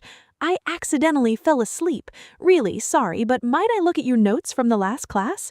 Okay, I get it. Relax, Rico says, waving her hands in a friendly manner. However, the second girl notices June sitting right next to Rico. She whispers to her friend, Wait, hold on. Him there? Are you 2 good friends? June Hikawa, was it? Rico immediately gets flustered, waving her hands defensively. Well, our homes are right by each other. Oh wow, you 2 are an unexpected duo, one of the girls remarks, looking between them. Feeling the awkward tension and not wanting to cause a scene, June quickly grabs his lunchbox and stands up. It's fine, I can study on my own. Rico reaches, looking disappointed. Don't worry about it, June calls back as he walks away, leaving Rico looking after him with a worried expression. An evening study session. That evening, the sun sets over June's quiet neighborhood. Inside the house, June is sitting at the kitchen table, his textbooks open, trying to make good on his promise to study alone. He thinks to himself, well, despite what I said to her. The front door opens and Saki walks in, wearing a dark jacket over her clothes. I'm home, she calls out gently. She notices June staring at his books with a stressed expression. What's all this? There's tests coming up, June explains. Sorry, I'm late. I don't remember any of it. I'm going to start preparing for dinner, Saki says, taking off her coat. Studying, eh? You seem to be hard at it. Right, I suppose it is around that time of year. She walks over and stands right next to him. Oh, that's right. I myself was also thinking of studying for a qualification. Starting now, would you mind if I studied next to you? Eh? June blinks in surprise. He looks down at his notebook, feeling a bit shy. I don't mind. Hooray! Saki cheers happily. A few minutes later, Saki is sitting right beside him at the table. She has put on a pair of reading glasses and is deeply engrossed in a thick textbook. Because of the height of the table, her large breasts rest heavily on the surface, practically spilling over her tight shirt. June tries to focus on his pencil and paper, but he's incredibly distracted. She really is studying, he thinks, his eyes darting nervously. Saki notices his lack of progress and peers over at him. What's up? Can't concentrate? Oh, no, June stammers, his face turning red. Internally, he's screaming. After all that happened, of course I'm distracted. Could it be? Saki leans in closer, invading his personal space. That you just plain don't understand the material? Allow me to help you. Whoa, June flinches back slightly as she leans over his shoulder. Her proximity is overwhelming. Oh, she smells really good, he thinks, his heart racing. Yeah, let's take a look here, Saki says, examining his English textbook. Oh, English, eh? How much of it have you learned? She points to a fill-in-the-blank question on the page. Which answer goes here? ... Is cooking delicious? The options are smells, smelled, was smelling. The word that comes after it is an adjective, so this needs to be either a complement or a noun modifier, Saki explains patiently, tapping the page with her pen. June concentrates, processing her explanation. He writes down the answer. Is it this one? Saki leans in so close her face is inches from his. Correct, she praises brightly. June looks at her slightly taken aback by her enthusiasm. What is it? Nothing, just you're really good at teaching, June admits, feeling a bit embarrassed. Saki looks thoughtful, tapping her chin. I wonder if it's because I used to teach my little brother. June looks at her in surprise. A little brother? I guess I really don't know anything about her family. Suddenly, Saki claps her hands together, an idea sparking in her eyes. That's it. I should reward you every time you reach a milestone in a subject. Eh? Asks. Saki smiles warmly, her maternal instincts kicking in. If there's anything Mommy can do for you, she'll do it for you. That'll get you to work harder, won't it? June stares at her, his face flushing deeply. A reward, he thinks. Motivated by her words and perhaps the promise of a reward, June slams his hand down on his notebook with renewed determination. All right, do your best now, Saki cheers him on, but if there's anything else you don't understand, don't be afraid to ask. The first reward. Time passes, the clock on the wall ticking late into the night. Done? June finally announces, setting his pencil down. Saki leans over the table to inspect his work. Already? Wow, you really did fill in all the answers. She smiles down at him, her expression soft and inviting. Now then, as a reward, what would you like? June looks away, fidgeting nervously. Well, I'd like you to praise me. Saki looks at him, slightly surprised by the simple request. Huh? June looks down, his expression turning sad as old memories surface. Oh, I mean, up until now, no matter how hard I studied. A flashback shows a dark, quiet living room. A man, June's father, sits alone on the floor drinking alcohol in the shadows. Nobody ever said anything about it, June's inner voice narrates, revealing the deep loneliness he has felt regarding his accomplishments. Hearing this, Saki doesn't say a word. She simply steps forward and wraps her arms tightly around June's head, pulling him into a warm, deeply comforting embrace. Phew, June exhales as he's pulled against her. Saki rests her chin gently on top of his head, closing her eyes. There, you did a great job, she whispers softly. June's eyes widen. He feels a profound sense of comfort wash over him. Good, Saki murmurs. It's strange. Her doing this to me always gives me relief, June thinks, but then the physical reality of the situation catches up to him. Or so I thought. Her breasts are squished right up against me, and she smells so good that it's making me dizzy. Until now, I've never felt anything like this. Saki pulls back slightly, noticing his flushed face. What is it? She asks, innocently. Panicking, June abruptly stands up, grabbing his textbook. It's nothing. I have to get to bed now. Thanks for helping me with studying tonight. As he practically runs away, Saki watches him go, a soft, knowing smile on her lips. And tomorrow, I'd like to reward you again as well. Escalating rewards. The next night, an external shot of the house establishes the setting. Inside, June is trying to rationalize his feelings. No, I'm not looking at Saki in any kind of odd way, he tells himself repeatedly. In Saki's bedroom, she sits on her bed wearing a thin, form-fitting white nightgown. She's holding his practice tests, marking them with a red pen. You did finish a lot sooner than last night, but I'll have to check. But the scene shifts. June is now lying with his head resting in Saki's lap. She holds a traditional bamboo ear pick. Is ear cleaning really a suitable reward? June asks nervously, looking up at her. This is nothing, just ear cleaning, Saki says softly, a small, almost mischievous smile playing on her lips. As she gently cleans his ear, June shivers. This feels so good. No, he tries to suppress his reactions, groaning softly. By making Saki do something for me that she's done before. I'm just checking to see if my feelings towards her have changed at all. Not good, no matter what my voice. Saki looks at him, her expression incredibly tender. It's okay. It's only natural to make noises when you feel good. It can't be helped, right? She chuckles softly. Oof, this reminds me of when we first met. Well then, to finish things off, a quick montage shows the progression of Saki's intense pampering. First, she rewards him by feeding him dinner, holding a spoon up to his mouth like a toddler. Okay, it's okay, she says. Next, she's shown cuddling him in bed, sleeping right beside him under the covers. June lies awake next to her, trying to convince himself. Nothing has changed. Suddenly, the intimacy becomes too much for him to handle. He violently throws the covers off and leaps out of the bed. Gwa! Ah! Saki sits up, looking at him calmly. All right, now then. Thank you. I'm fine now. See you tomorrow, June shouts, fleeing the room in a panic. The test results. Time skips forward to the day the exams are returned. A montage of test papers hits the screen, displaying terrible scores. 72, 52, 62, 64. Big, bold letters announce the test results. June stares down at his desk, his face pale and devastated. This is a terrible result. Later, June is sitting alone in a small room at home, resting his head against the wall in despair. And now Miss Saki's gonna see this? I'm so sorry, he thinks, dreading the moment he has to show her. There's a soft knock on the door. June, can I come in? Saki asks. Yeah, June replies weakly. The door opens and Saki walks in. She's wearing a tight, long-sleeved sweater that emphasizes her curves. Hiya, she greets cheerfully. So, how did the test go?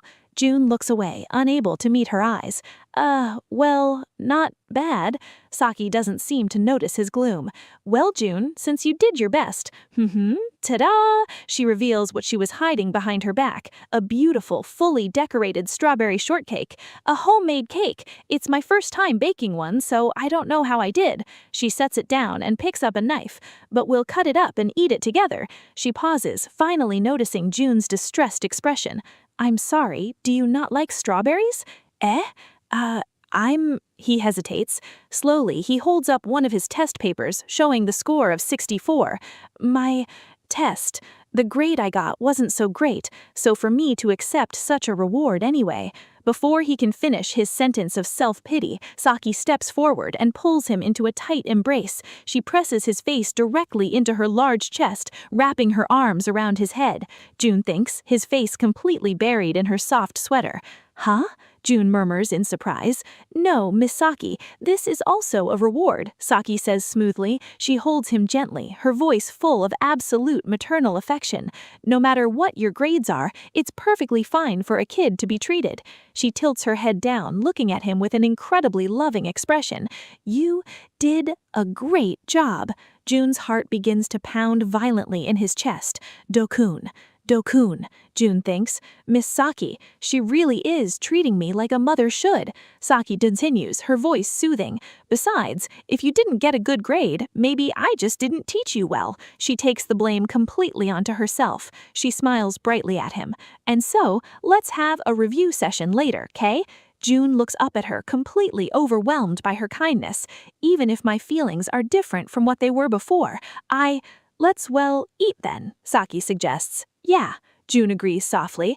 The two of them sit at the kitchen table, quietly eating the homemade strawberry cake. June watches her, coming to a firm resolution in his mind. We'll keep these feelings hidden. There's no need for me to ruin this kind of life. Saki takes a bite and looks over at him. How is it? Is it good? Oh, yes, delicious. I see. Saki smiles. She reaches out a hand towards his face. Got cream on your face. She gently wipes a smudge of frosting from his cheek. Oh, June murmurs. Saki rests her chin on her hand, looking at him with a tender, slightly bashful expression. I wonder if I'm just as good as a mother. Nothing. Oh, June. Saki giggles softly. Ha. June stares at her, his face slightly flushed. He touched his cheek where she just wiped the cream. I could have done that myself, he thinks in embarrassment. A final narrative box closes the chapter. It was idyllic. Chapter 7. Mother's Day Date. A morning conversation. The story opens on a quiet morning in the household. The narrative notes, just when a light mother-son bond began to emerge. Saki, a gentle young woman with long hair, sits at the dining table. Across from her is June, a teenage boy in his school uniform, quietly eating his breakfast. Breaking the comfortable silence, Saki asks with a warm smile, do you know of any special events going on at your school this year? Caught slightly off guard with food still in his mouth, June simply replies, Saki leans in slightly, explaining her reasoning. It's important for a parent to know about such things, so if you got any printouts, make sure to show them to me. Don't worry if you only have ones for the next month or so. June looks down at his meal. Oh, let's see. Internally, June reflects on Saki's words. Parents really should know about such things, right? He thinks, but a darker memory soon clouds his mind. Although my own father never cared to ask for them. Noticing his hesitation, Saki softly reassures him. It's okay, you don't need to rush. June murmurs, as his eyes wander to the calendar hanging on the wall. The calendar is turned to the year 2025, specifically the month of May. His eyes lock onto the 11th, which is distinctly labeled Mother's Day. He contemplates. This month, besides the midterms, we also have... Seeing him space out, Saki asks, what's up? June quickly snaps back to reality, brushing it off. Nothing in particular, I think. Saki smiles, accepting his answer. I see, thanks. The unspoken dilemma. Later, June is seen walking down the street towards his school. His mind is heavily preoccupied with the calendar date. And how are you going to tell her that it's Mother's Day? He wonders, recalling Saki's earlier request, just let me know if anything's going on. He continues his internal monologue. Yeah, so there was a day like that this month, Mother's Day, but it's already long since passed. During the lunch break at school, June sits alone on a bench outdoors, eating a carefully prepared bento box filled with rice, tomatoes, and side dishes. He stares down at the food, feeling a sense of gratitude. Miss Saki's always doing so much for me, so I want to give something back, but I wonder what I could do for her. Suddenly, a voice interrupts his thoughts. Hey now. It is Riko, a classmate with her hair tied in twin tails. She approaches him with her hands behind her back, observing him closely. You have a pretty gloomy expression on your face again today. I take it you're feeling down because your test scores weren't all that great. June just stares at her in deadpan silence. Riko sweats nervously, her confident facade breaking. You're kidding. Oh, come on. Trying to cheer him up, she offers a compromise. Well, if it'll make you feel better, then I'll help you study. June interrupts her offer with a question of his own. Hey, Riko, what do you do for Mother's Day? Riko is taken aback by the sudden shift in topic. Huh? What day? After processing the question, Riko answers thoughtfully. Oh, yeah. Normally, I give my mother flowers or handkerchiefs, stuff like that. June repeats the ideas to himself, searching for inspiration. Handkerchiefs, flowers. Riko looks at him curiously. But why? June starts to explain. He opens up about his guilt. Even though Miss Saki does so much for me, I forgot to get her anything for Mother's Day and I feel bad about it. But I still have no idea what to get her. Riko's expression shifts to one of slight resignation, though not unkindly. Well, I guess your obsession with mothers is nothing new to me, she sighs. Can't be helped. Pointing a finger at him with newfound determination, she declares, I will help you out, so make sure that you're free this Sunday. June looks up, surprised. Eh? The Sunday excursion. Sunday arrives. Back at the house, Saki is busy doing chores in the kitchen when she hears the rustling of clothes. At the entryway, June is putting on his shoes and adjusting his backpack. Saki steps out of the kitchen and asks, Where are you going? June stammers slightly, trying to act natural. Oh, yeah, I'm just going out for a little while. A short while later, June is waiting at a train station platform. He reflects on his clunky exit. I'd say that was awkward, but it's not like I could spoil that I was going out gift shopping for her. Now I think this is where we're meeting. Suddenly, a familiar voice calls out, June! It's Riko. She has dressed up nicely for the weekend outing, wearing a pleated plaid skirt, a neat blouse with a ribbon tie, and a loose cardigan. She waves at him. Here, over here. June looks slightly panicked. Huh? Riko quickly shushes him, looking around. If you shout like that, someone will notice us. I made sure to get off 2 stations early, so I'm sure it'll be fine. June nods slowly. Right. As they begin walking together, Riko seems to be waiting for him to say something. Well, let's go. Riko? She looks away, visibly pouting, and crosses her arms. No comment on the casual wear of a girl your own age? When June fails to respond immediately, she feigns indifference. Whatever, no big deal. I guess it looks different than usual. How dumb of me to expect anything more from you. June quickly tries to correct the misunderstanding. Oh, yeah, no, not just different. He looks at her earnestly and thinks, it's a lot cuter than usual, so I guess that's why I think it's different. Riko blushes deeply under his gaze. The search for the perfect gift.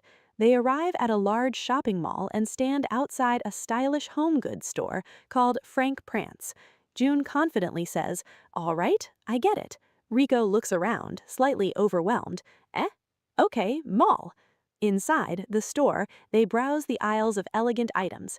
Riko asks practically, So what's your budget like? Are any of the things in this shop affordable to you?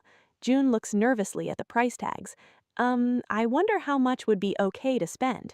Riko reassures him, Well, I'm sure it won't hurt if it's a bit expensive. A small note reveals, Thankfully, we've both saved up some pocket money. Riko ponders their options. I'm not sure. Whatever a grown woman might like to do.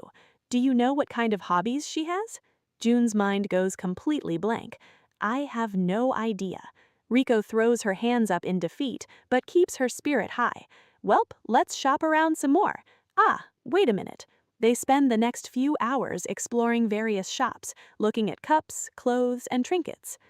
After a long day of walking, the two take a break at a fast food restaurant resembling McDonald's. They sit in a booth with drinks and fries.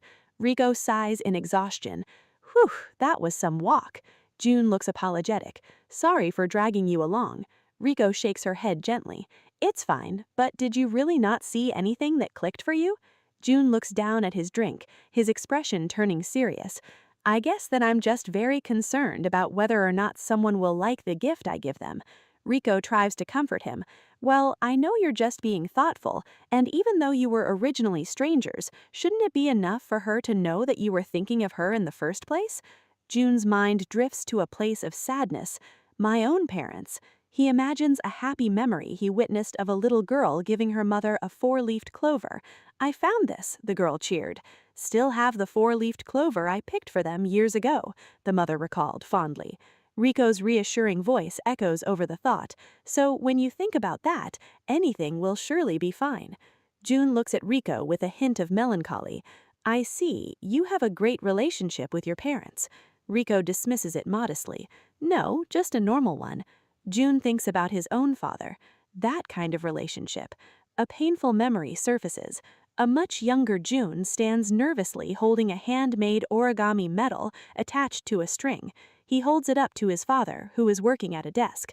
Hey, Dad, here, since you're always so busy with work. His father barely turns his head, his expression exhausted and entirely dismissive. Ah, all right, just put it over there. The younger June lowers his hands, his face crestfallen. Okay. Back in the present, June walks alongside Riko through the mall aisles, his internal monologue revealing his deep-seated anxiety. If I don't choose correctly, a big part of me feels as though I'll be rejected entirely. That's why if a choice like this is left up to me, I can't help but feel indecisive. Riko, trying to break the deadlock, suggests that, well, if you want to play it safe, we could get her something consumable. Suddenly, June's attention is caught by something off-panel. He stops in his tracks. Riko notices him staring. Question mark? June? The scene shifts to late afternoon. The sky has darkened and the streetlights are beginning to turn on. June and Riko are walking home. Riko complains playfully. Sheesh, well, that's that. I came out all this way for basically no reason. And now it's getting dark, Riko. June stops walking and turns to face her directly. Well, thanks a lot for today. Riko crosses her arms, her tsundere nature showing. Whatever, you easily could have picked that out yourself even if I wasn't there. June tries to interject, but Riko softens and cuts him off. You really did help me sort through a bunch of things so that I could finally choose. So, thank you, she stammers slightly. Oh. They have arrived near June's home. Standing outside under the twilight sky is Saki. Saki smiles and greets them warmly. June, Riko, welcome back. Saki looks curiously between the two teenagers. Were you two out somewhere together? Riko quickly denies any romantic implications, waving her hands. I'm just on my way home from a bit of shopping. A date? Saki teases gently. Oh, it's not. June. Embarrassed, Riko suddenly turns on her heel and runs away down the street. She looks back over her shoulder, sticking her tongue out playfully. Make sure you hand it over properly, you mama's boy. Bleh. June watches her run off, deadpanning at the insult. Mama's boy. Saki smiles, slightly confused but amused. Aw, all right, take care, little Riko. The scene shifts to a long shot of the house at night, under the text which reads, The Delivery. Inside the quiet house, Saki and June stand in the hallway. Saki remarks, You two sure did come back late. Did you go somewhere really far? June takes a deep breath and calls her name. Miss Saki. He reaches into his bag and pulls out a beautiful bouquet of carnations wrapped in elegant paper, holding them out to her. Here. Saki looks at the flowers, her eyes widening in pure surprise. Huh? Well, what for? June looks slightly embarrassed, avoiding direct eye contact. It's for Mother's Day, though I know it's a little late. He continues, his voice sincere and vulnerable. And I guess it's a little weird since we're not blood related or anything, but I just wanted to thank you for supporting me. Saki gently takes the flowers, pulling them close to her chest. She closes her eyes, an incredibly warm and deeply moved smile spreading across her face. This makes me so truly happy. She opens her eyes, which are shining with emotion. I never thought I would ever get something like this. June looks up, surprised by the intensity of her reaction. Saki beams at him. My little June, thank you.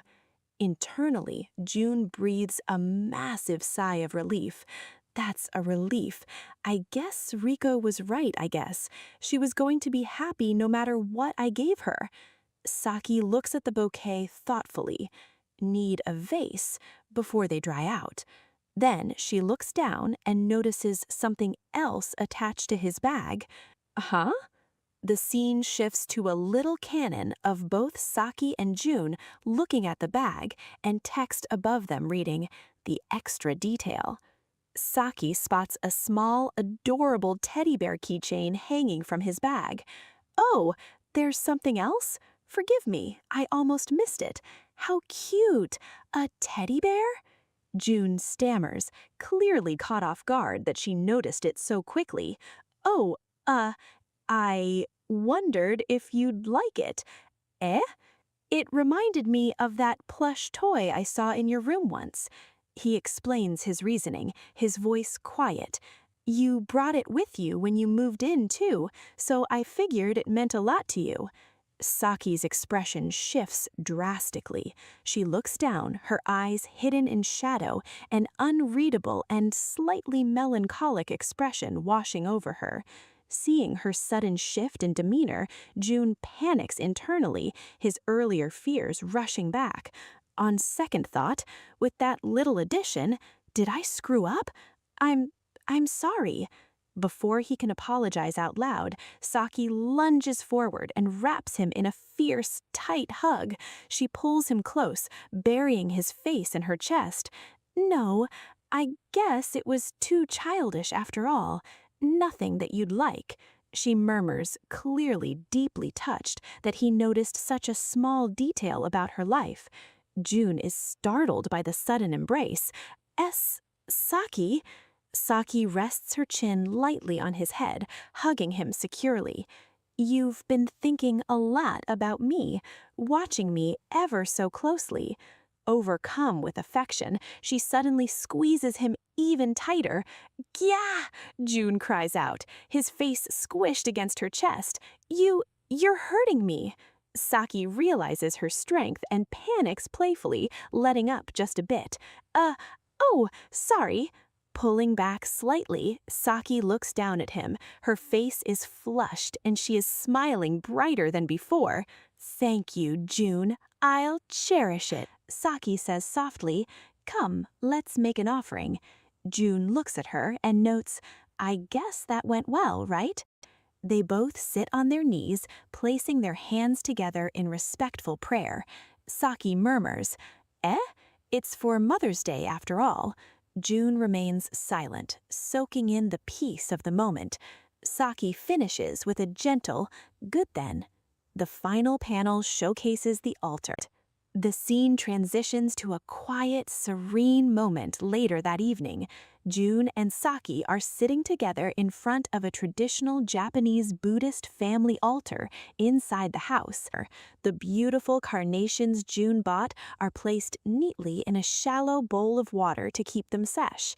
Resting gently right next to the bowl is the cute little teddy bear.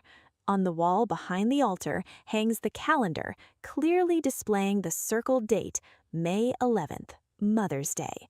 A small text box at the top reads, "Glad she liked it."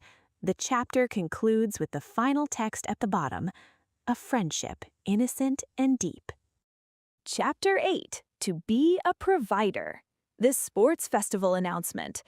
The chapter opens in the bright, comfortable living room of their home. Saki is standing with a vibrant, enthusiastic smile on her face, holding up a school printout. She is practically beaming with excitement as she announces, "A sports festival!" June sits at the table, looking up at her with mild surprise. Saki continues her energetic pitch, her maternal instincts kicking into high gear. When your parents are watching, you always do your best at the big sports fest. "Oh, I'll have to put a lot of effort into the bentos this time." Taking in her enthusiasm, June replies calmly, "Wow, this will be my first time attending a school event." He pauses for a moment, processing the information on the paper. "And parents are even allowed to attend." Suddenly, Saki becomes self-conscious. She leans in slightly, her expression shifting to one of mild worry, not wanting to overstep her boundaries. But if you don't want me to come, I won't." June looks at her, noticing her sudden hesitation.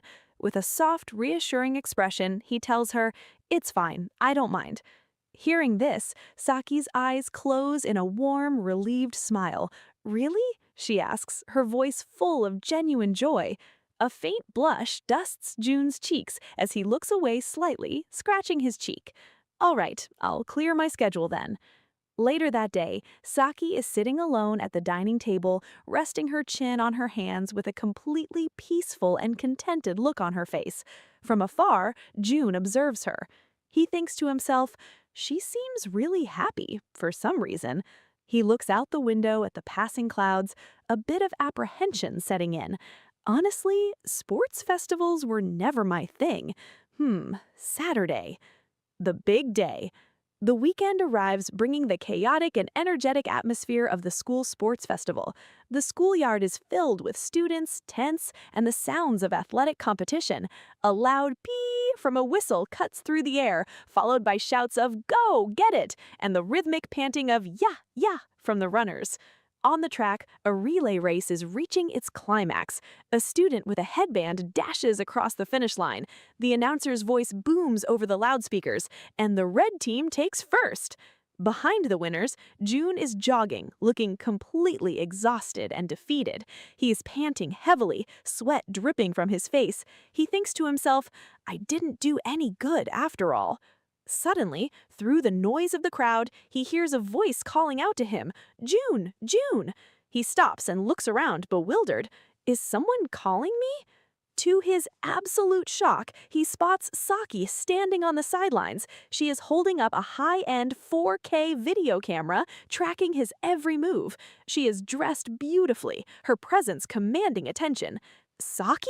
June exclaimed in surprise, as Saki excitedly calls his name again. He's seen me, Saki thinks, absolutely thrilled. With the camera rolling, Saki gives him a massive, encouraging smile. "Nice fight," she cheers. However, Saki's striking appearance has not been unnoticed by the other attendees. The crowd around her begins to murmur.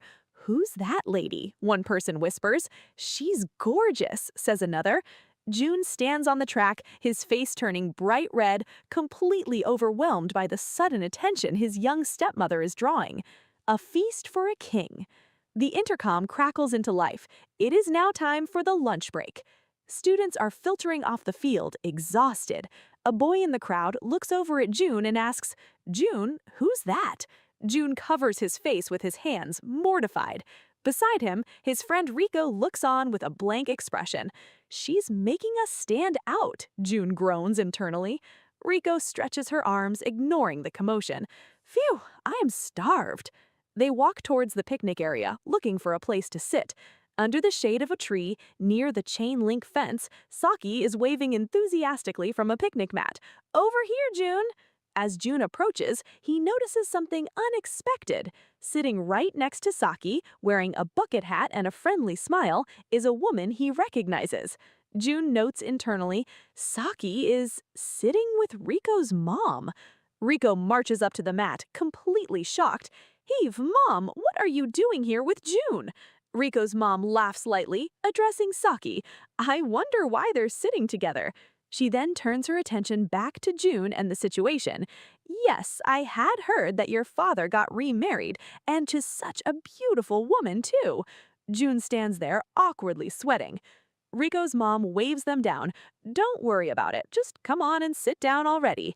With a heavy "don" sound effect, Saki places a massive container of food down on the mat. It is completely filled to the brim with crispy golden meat. Crispy chicken, Saki sing-songs. Here, she says, pushing it toward them. I'm sure you're hungry now. Rico's mom looks on in disbelief at the sheer volume of food. Wow, even though he's a high school boy. But the fried chicken is only the beginning. Saki reveals several more large, beautifully arranged bento boxes. This too, and onigiri, she says softly. Rico's mom is absolutely amazed.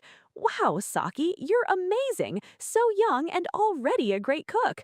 Saki blushes deeply, waving her hands in modesty. Oh no, not at all. June and Rico just stare at the feast, completely overwhelmed, muttering a collective, wow. Saki's expression softens, and she looks directly at June with a sincere, earnest gaze.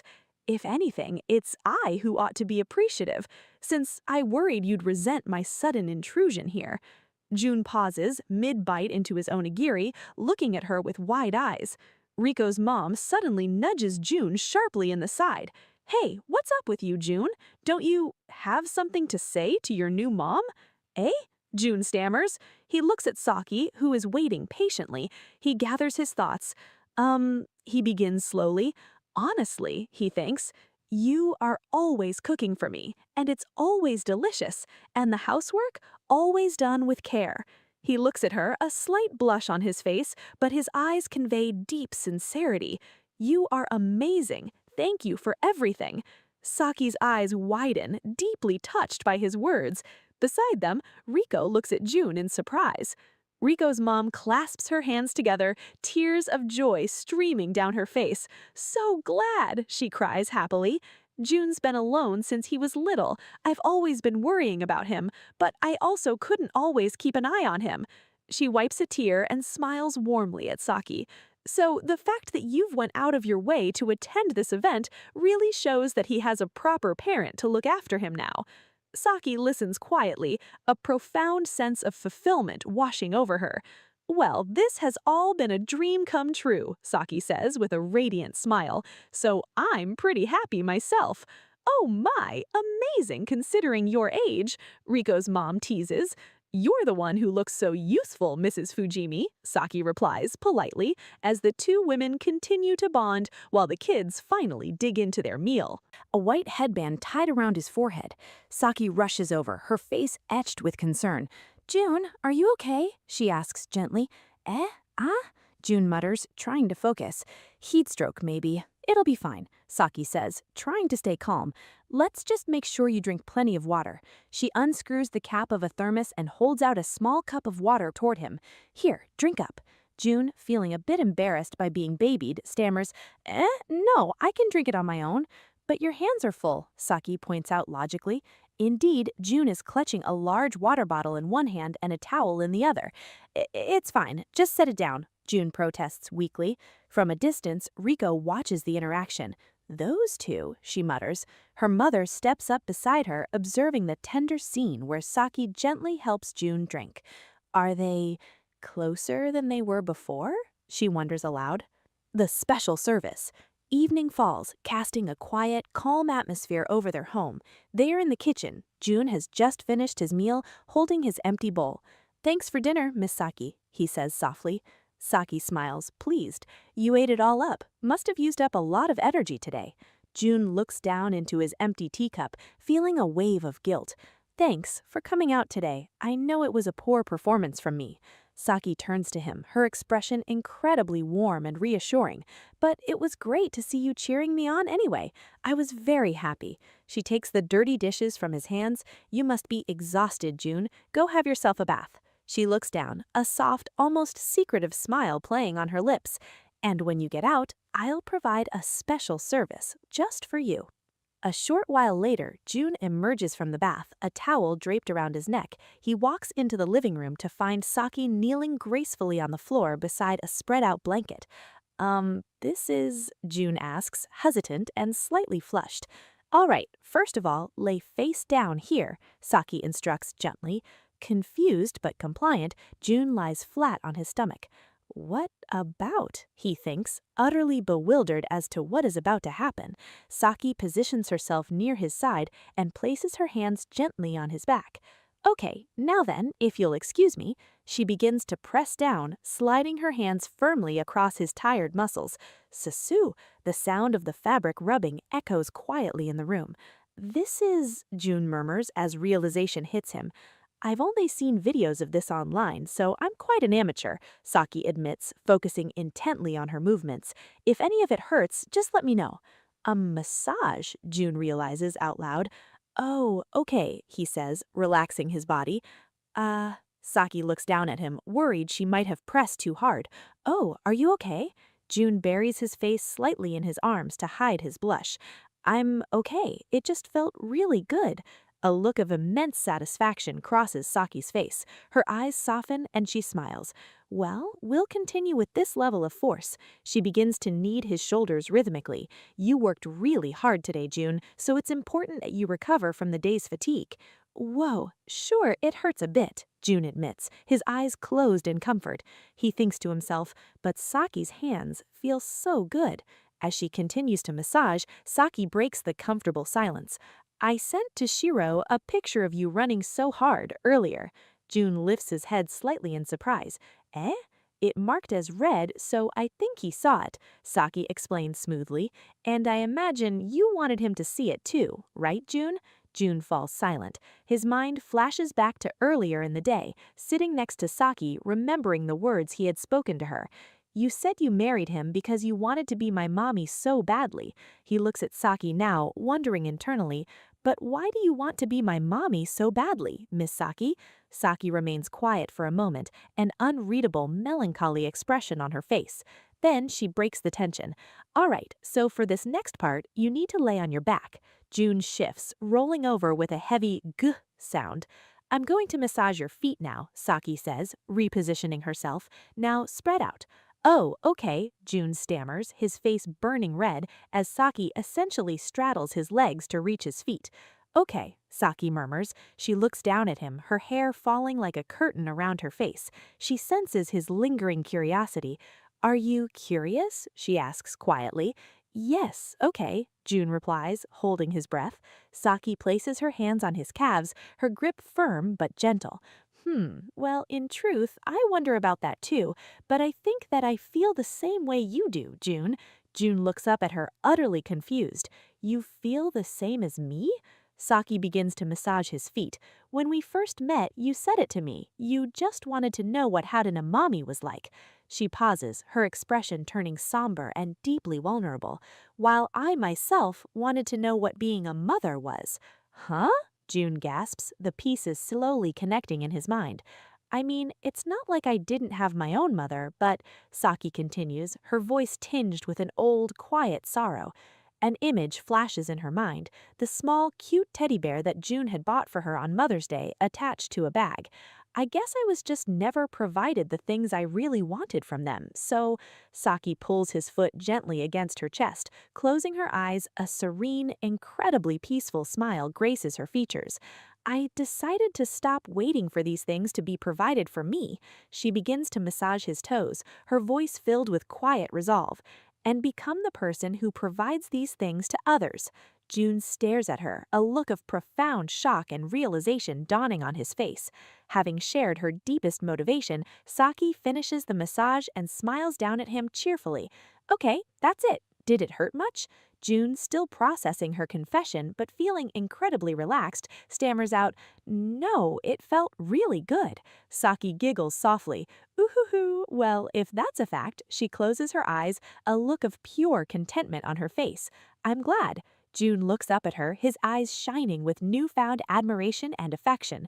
Oh, let me help you clean up, he offers eagerly. Really? Well, thank you. As June helps roll up the thick floor mat, his mind is racing.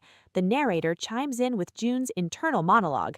Apparently, Saki's bizarre kindness comes from the same desires that I had. He glances over at Saki. She is tying her black apron around her waist, her long hair cascading down her back, looking over her shoulder with a gentle, mysterious smile. Yet I don't know anything about Saki herself. Thanks a lot, June. The chapter closes on Saki's beautiful profile with June's final, determined thought. I want to know more about her.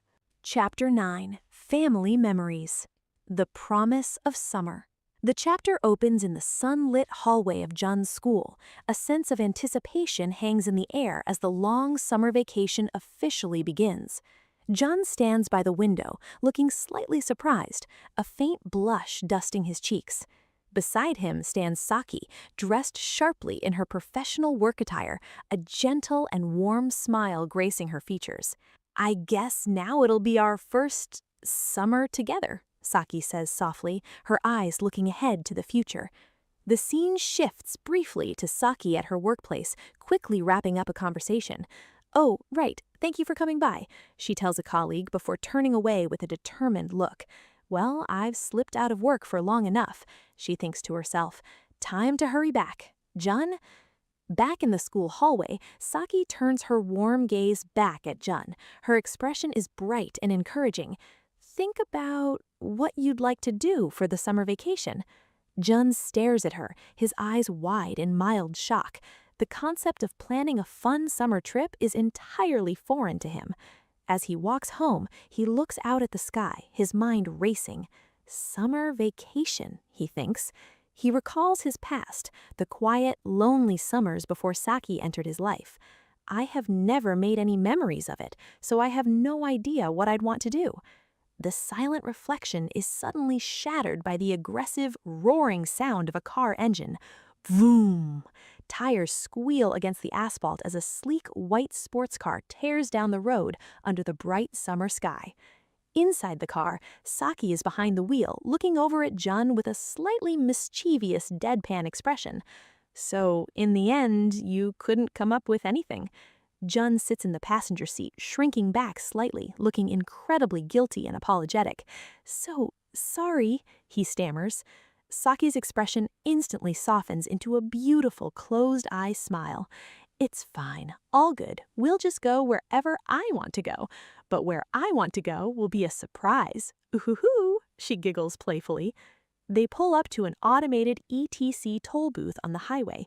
Saki, clearly in high spirits, is now wearing a lovely floral summer dress. She turns to Jun with a bright smile. Come on and get your swimsuit ready. Huh? Eh? Jun stammers, caught completely off guard. Suddenly, Saki looks panicked at the dashboard. Why won't it open? Oh, my ETC card, she exclaims as the toll gate refuses to lift. A moment later, they are back on the highway. Saki is gripping the steering wheel, a bead of nervous sweat on her cheek. Jun looks over at her, his anxiety spiking. Is everything okay? He asks hesitantly. It's just, yeah, my first time renting a car, Saki admits, looking incredibly tense. Jun stares straight ahead, absolute dread washing over him. So rest assured, I wonder, he thinks, fearing for his life. Trying to calm him down, Saki quickly adds, oh, but I do have my gold license. Arrival at the sea. Despite the rocky start, they arrive safely. The vast, sparkling ocean stretches before them. Saki steps out onto the sand, raising a hand to shade her eyes from the blinding sun. Wow! Saki cheers, her face glowing with pure exhilaration as the sea breeze catches her long hair. Jun, walking slightly behind her with their bags, lets out a long mental sigh of relief. If we'll really get through this alive. Saki takes a deep breath, her eyes sparkling with excitement. The smell of the sea. It's been too long since I've last seen the beach. Jun watches her, a small smile forming on his lips. She seems to be having fun, he thinks. Okay. Suddenly, Saki grabs the hem of her white t-shirt and pulls it over her head in one swift motion. Pa! Jun's eyes nearly pop out of his head. He freezes, completely shocked by the sudden display. Saki stretches her arms high above her head, showing off her stunning figure in a sleek, mature black bikini. Fwah!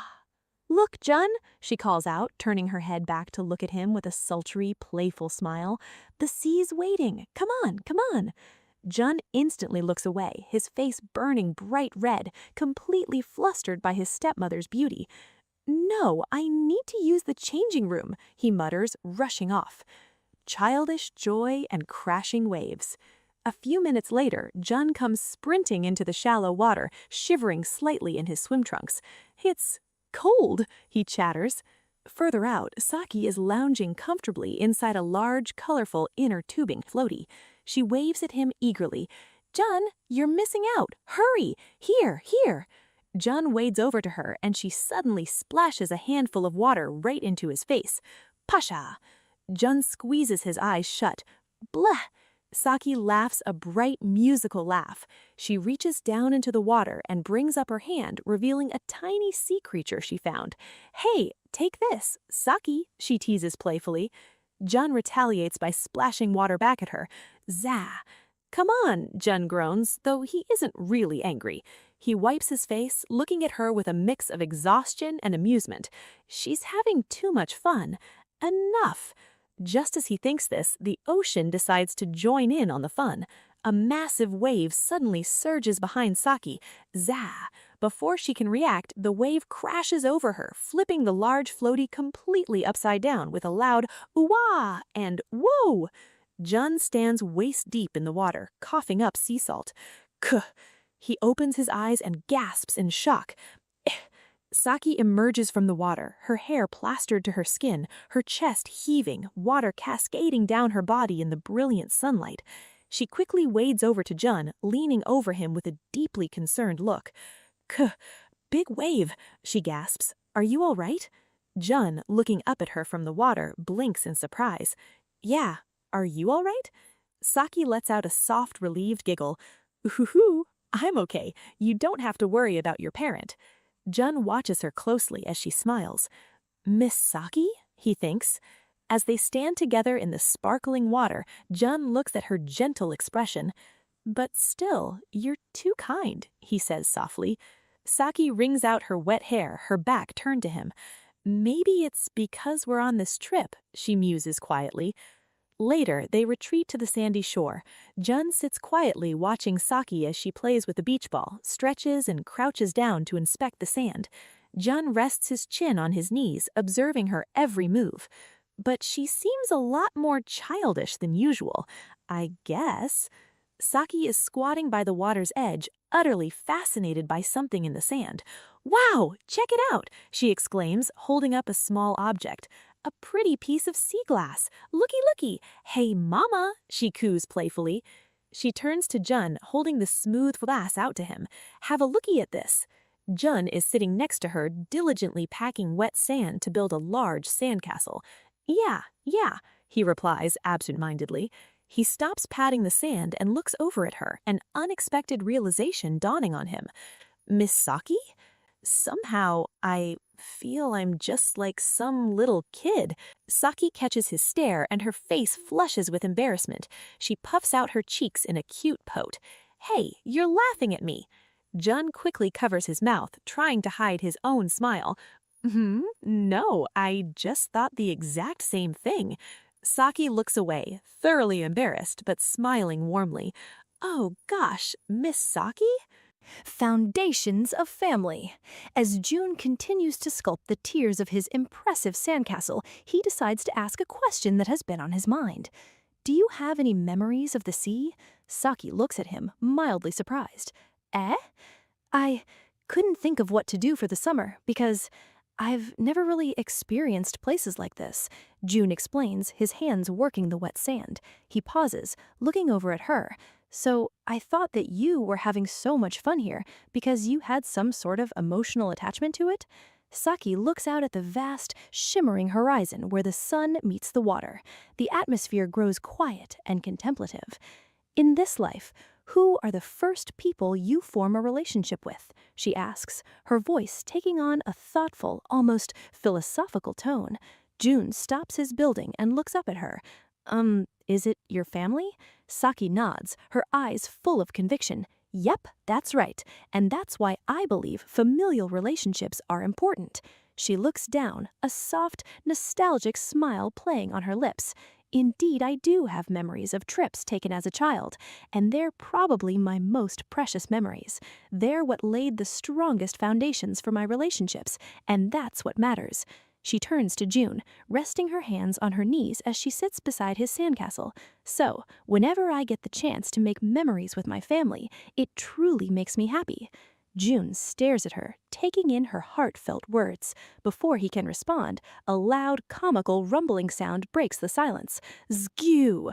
June blinks. Saki freezes, a faint blush returning to her cheeks. Family? June mutters. What's wrong? Saki asks quickly, trying to play it off. June chuckles softly. Oh, nothing, I think. I'm just hungry. Saki jumps to her feet, relieved by the change in topic. Oh, is it really that time already? Shall I go buy us something? Oh, I'll get it, June insists, standing up to head toward the bustling beach stalls nearby. A lingering unfulfillment. June approaches a rustic wooden beach stall decorated with colorful signs. He purchases 2 large containers of food. Thank you much, he says to the vendor. As he walks back across the hot sand carrying the food, his mind drifts back to Saki's words. Family. I've yearned for a mother all of my life, and so I ought to be thrilled that Saki has become that person for me. He stops in his tracks, looking down at the sand.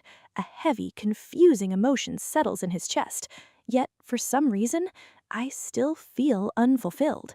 When he looks up, he sees Saki standing alone. 2 young men in swim trunks have approached her, clearly trying to hit on her. Why, hello there. You here by yourself? One of the men asks smoothly. June quickens his pace. Saki, he calls out. The 2 men look over in disappointment. Ooh, no. Saki turns to the men with a polite but firm smile. I'm here with my son. Seeing June approach, she raises her arm, waving cheerfully. Ah, here, June. The men awkwardly walk away as June arrives. Saki points down the beach.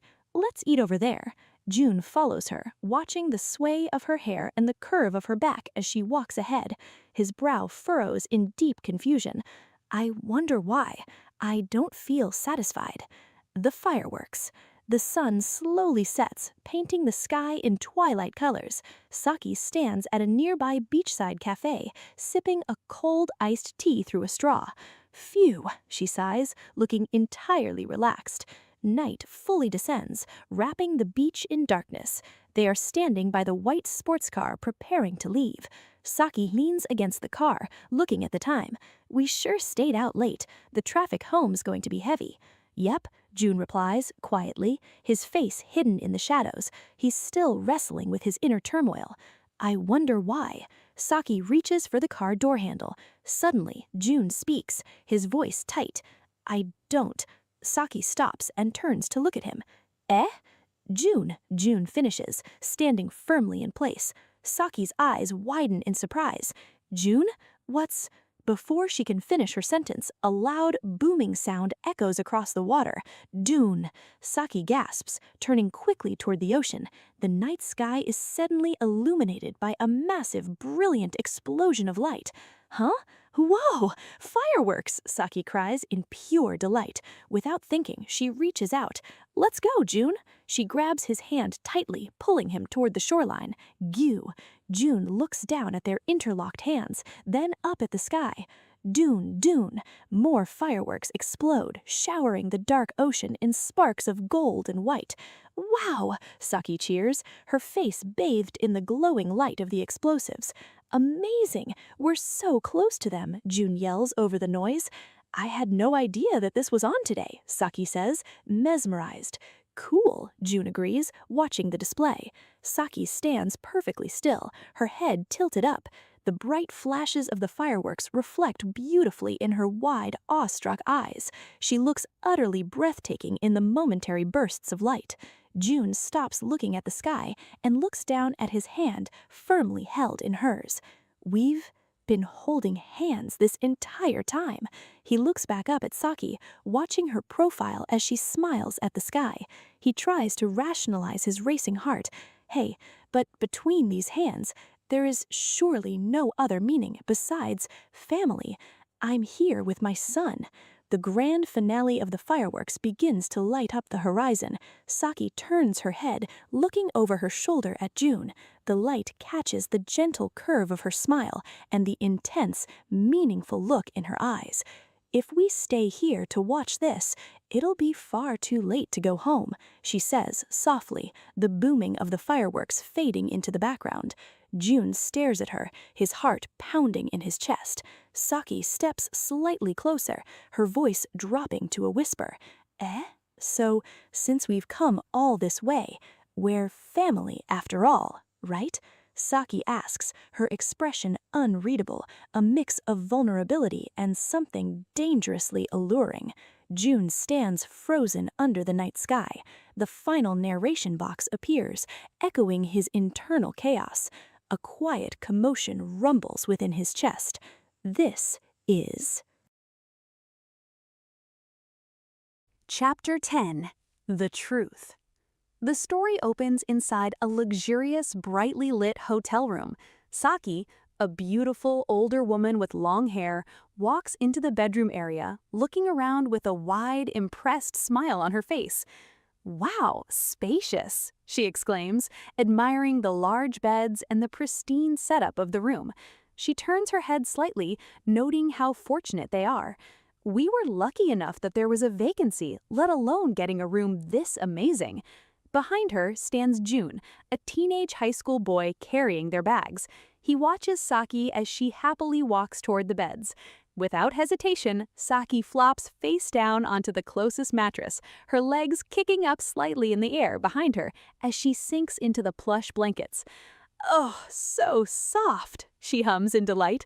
Resting her head against the pillows with a relaxed, content smile, she remarks, "We ended up staying at this hotel on a whim." She pauses for a moment, looking peaceful. "Well, I guess this is typical for a family vacation." June steps further into the room, dropping his bag onto a nearby chair. However, as he looks at the sleeping arrangements, a drop of sweat appears on his cheek. He notices the proximity of the two large beds. "Ah," he mutters. He glances over his shoulder at Saki, feeling a bit awkward. "But aren't our beds still a little too close?"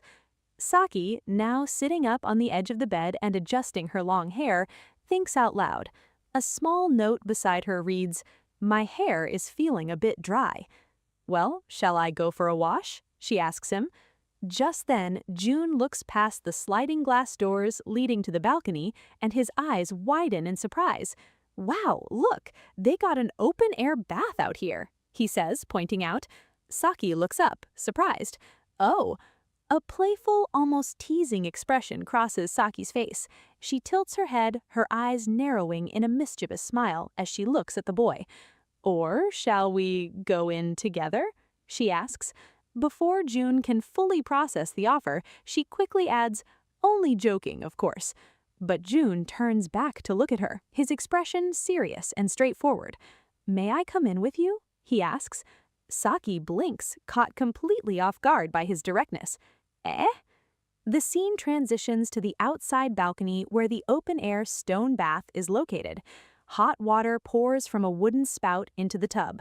Saki, completely undressed, steps slowly into the steaming water, holding a small wooden bucket to cover herself modestly. "Phew," she breathes out softly. "Let's see how the water is."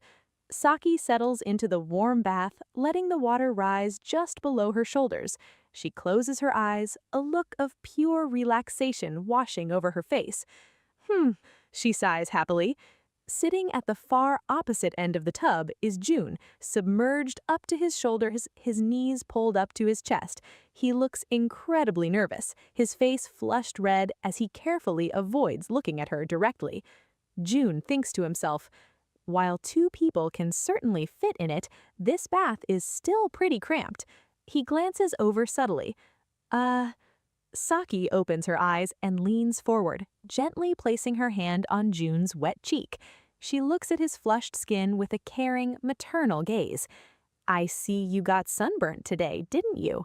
she asks softly. She smiles warmly at him. That figures since you were at the beach all day. Doesn't sting too much, does it?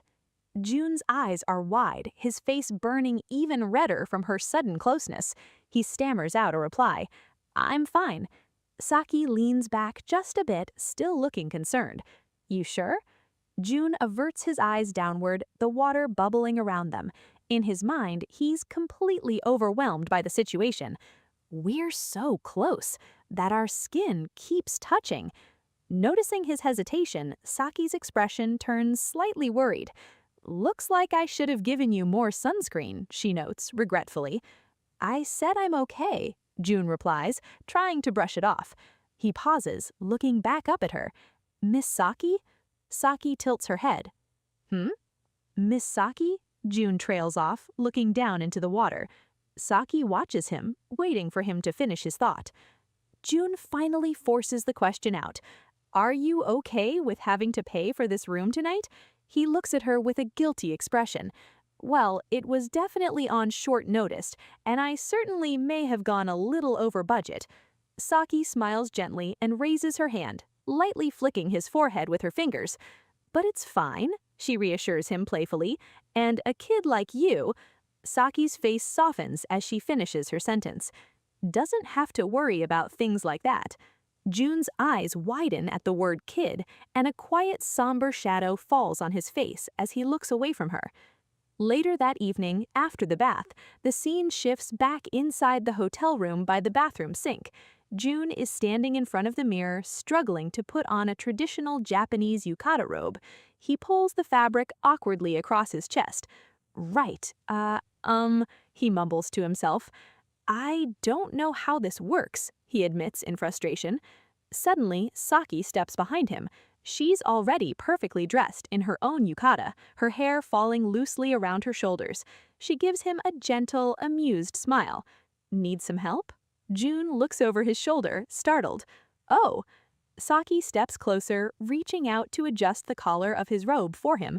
I know it's hard for you since you haven't worn one much, she says patiently. Wrap the right side first. June stands completely still, his face flushed as she works so close to him. He squeaks out. He lowers his head, unable to meet her gaze. In his mind, he panics. I can't look her in the eye. This is way too embarrassing. As she continues to dress him, June finally speaks up, his voice quiet. Did something happen today? Saki pauses, looking up at him confused. Huh? She resumes tying his robe, keeping her eyes focused on the fabric. At the beach, ever since we ate, I've noticed you've become a lot more quiet than usual. Saki sighs softly, a look of guilt on her face. I guess I kind of forced you to come here. Sorry. June quickly shakes his head. Well, that's not it. June clenches his fists at his sides, finally gathering the courage to explain his feelings. I was taken aback when she called me her son, but I can't admit that, he thinks first, referencing an earlier event. Then he speaks aloud, looking at Saki with a hurt expression. It makes me feel lonely when I'm treated like a child. Saki freezes, her eyes widening in surprise. Huh? June continues, pouring his heart out. All this talking about what kids should or shouldn't care about when it comes to their parents, what I hear whenever I listen to it is that I may as well have nothing to do with you whatsoever, and it just feels lonely. He turns his head away, instantly regretting his outburst. A heavy silence fills the air between them. June cringes inwardly. What a selfish thing of me to say. Now I must seem even more childish to her. June, Saki says softly. Suddenly, Saki steps forward and pulls him into a tight, comforting embrace, pressing his head against her chest. Forgive me, she whispers gently. I almost forgot that you're in high school now. She rests her chin near his hair, her expression full of sincere apology. You're more than capable of thinking for yourself. I really am sorry. She pauses, admitting her own faults. I guess part of me just wanted you to be a child forever. Saki leans back just enough to look at his face, her eyes tender. But thank you for telling me the truth, June. June is left speechless, his eyes wide with shock at her understanding reaction. Saki steps back and goes back to tying the black sash around his waist, giggling softly. But I guess clinging on to you like this must also make you feel very childish. Sorry again. June stammers, still flustered by the hug. Suddenly, as Saki adjusts his belt, the front of her own loosely tied yukata slips open, revealing her black lace underwear beneath. Saki immediately realizes and blushes deeply, trying to laugh it off. Whoops! I ought to learn how to get myself dressed before teaching you to do it. June stares, completely paralyzed, his face burning bright red. Oh. Saki pulls the fabric closed, but then gets a mischievous idea. She looks at him with a teasing, playful smirk. Say, why don't you dress me? June's brain short-circuits. Huh? Saki opens her yukata back up slightly, offering him the chance. Since you're not a kid anymore, here. She holds out the thick black sash toward him. If you please. June stares at the sash in his hand, terrified. He nervously steps forward and grabs the fabric of her yukata, his hands shaking slightly as he tries to pull the lapels together. Here, he stammers, like that, right? Saki watches him struggle, giving a non-committal, Internal panic sets in for June. This isn't going well at all. I'm panicking. I don't know why she's making me do this. He glances down nervously. I mean, she's not even wearing a bra. Aren't you supposed to wear one with a yukata? Saki stands perfectly still, letting him try, though she notices his extreme awkwardness. She hums.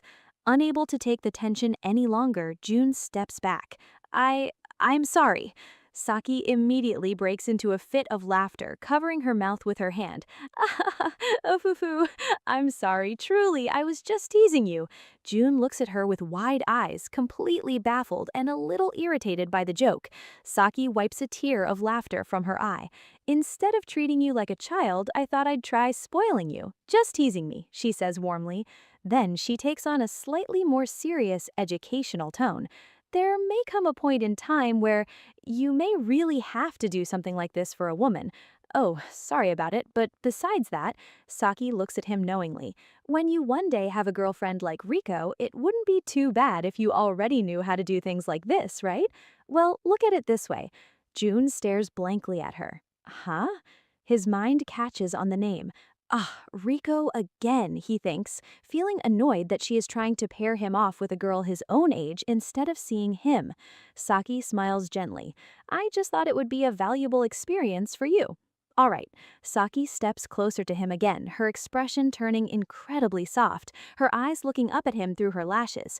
Until I learn how to dress this properly, please, allow me to practice with you.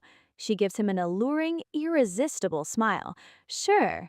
June looks at her with an expression unreadable. Slowly, he reaches his arms towards her. If my son desires it, he quotes her previous teasing back at her. I'll help out however I can. Saki guides his hands to her waist. Yep, you're getting there. Okay, now wrap it firmly in place.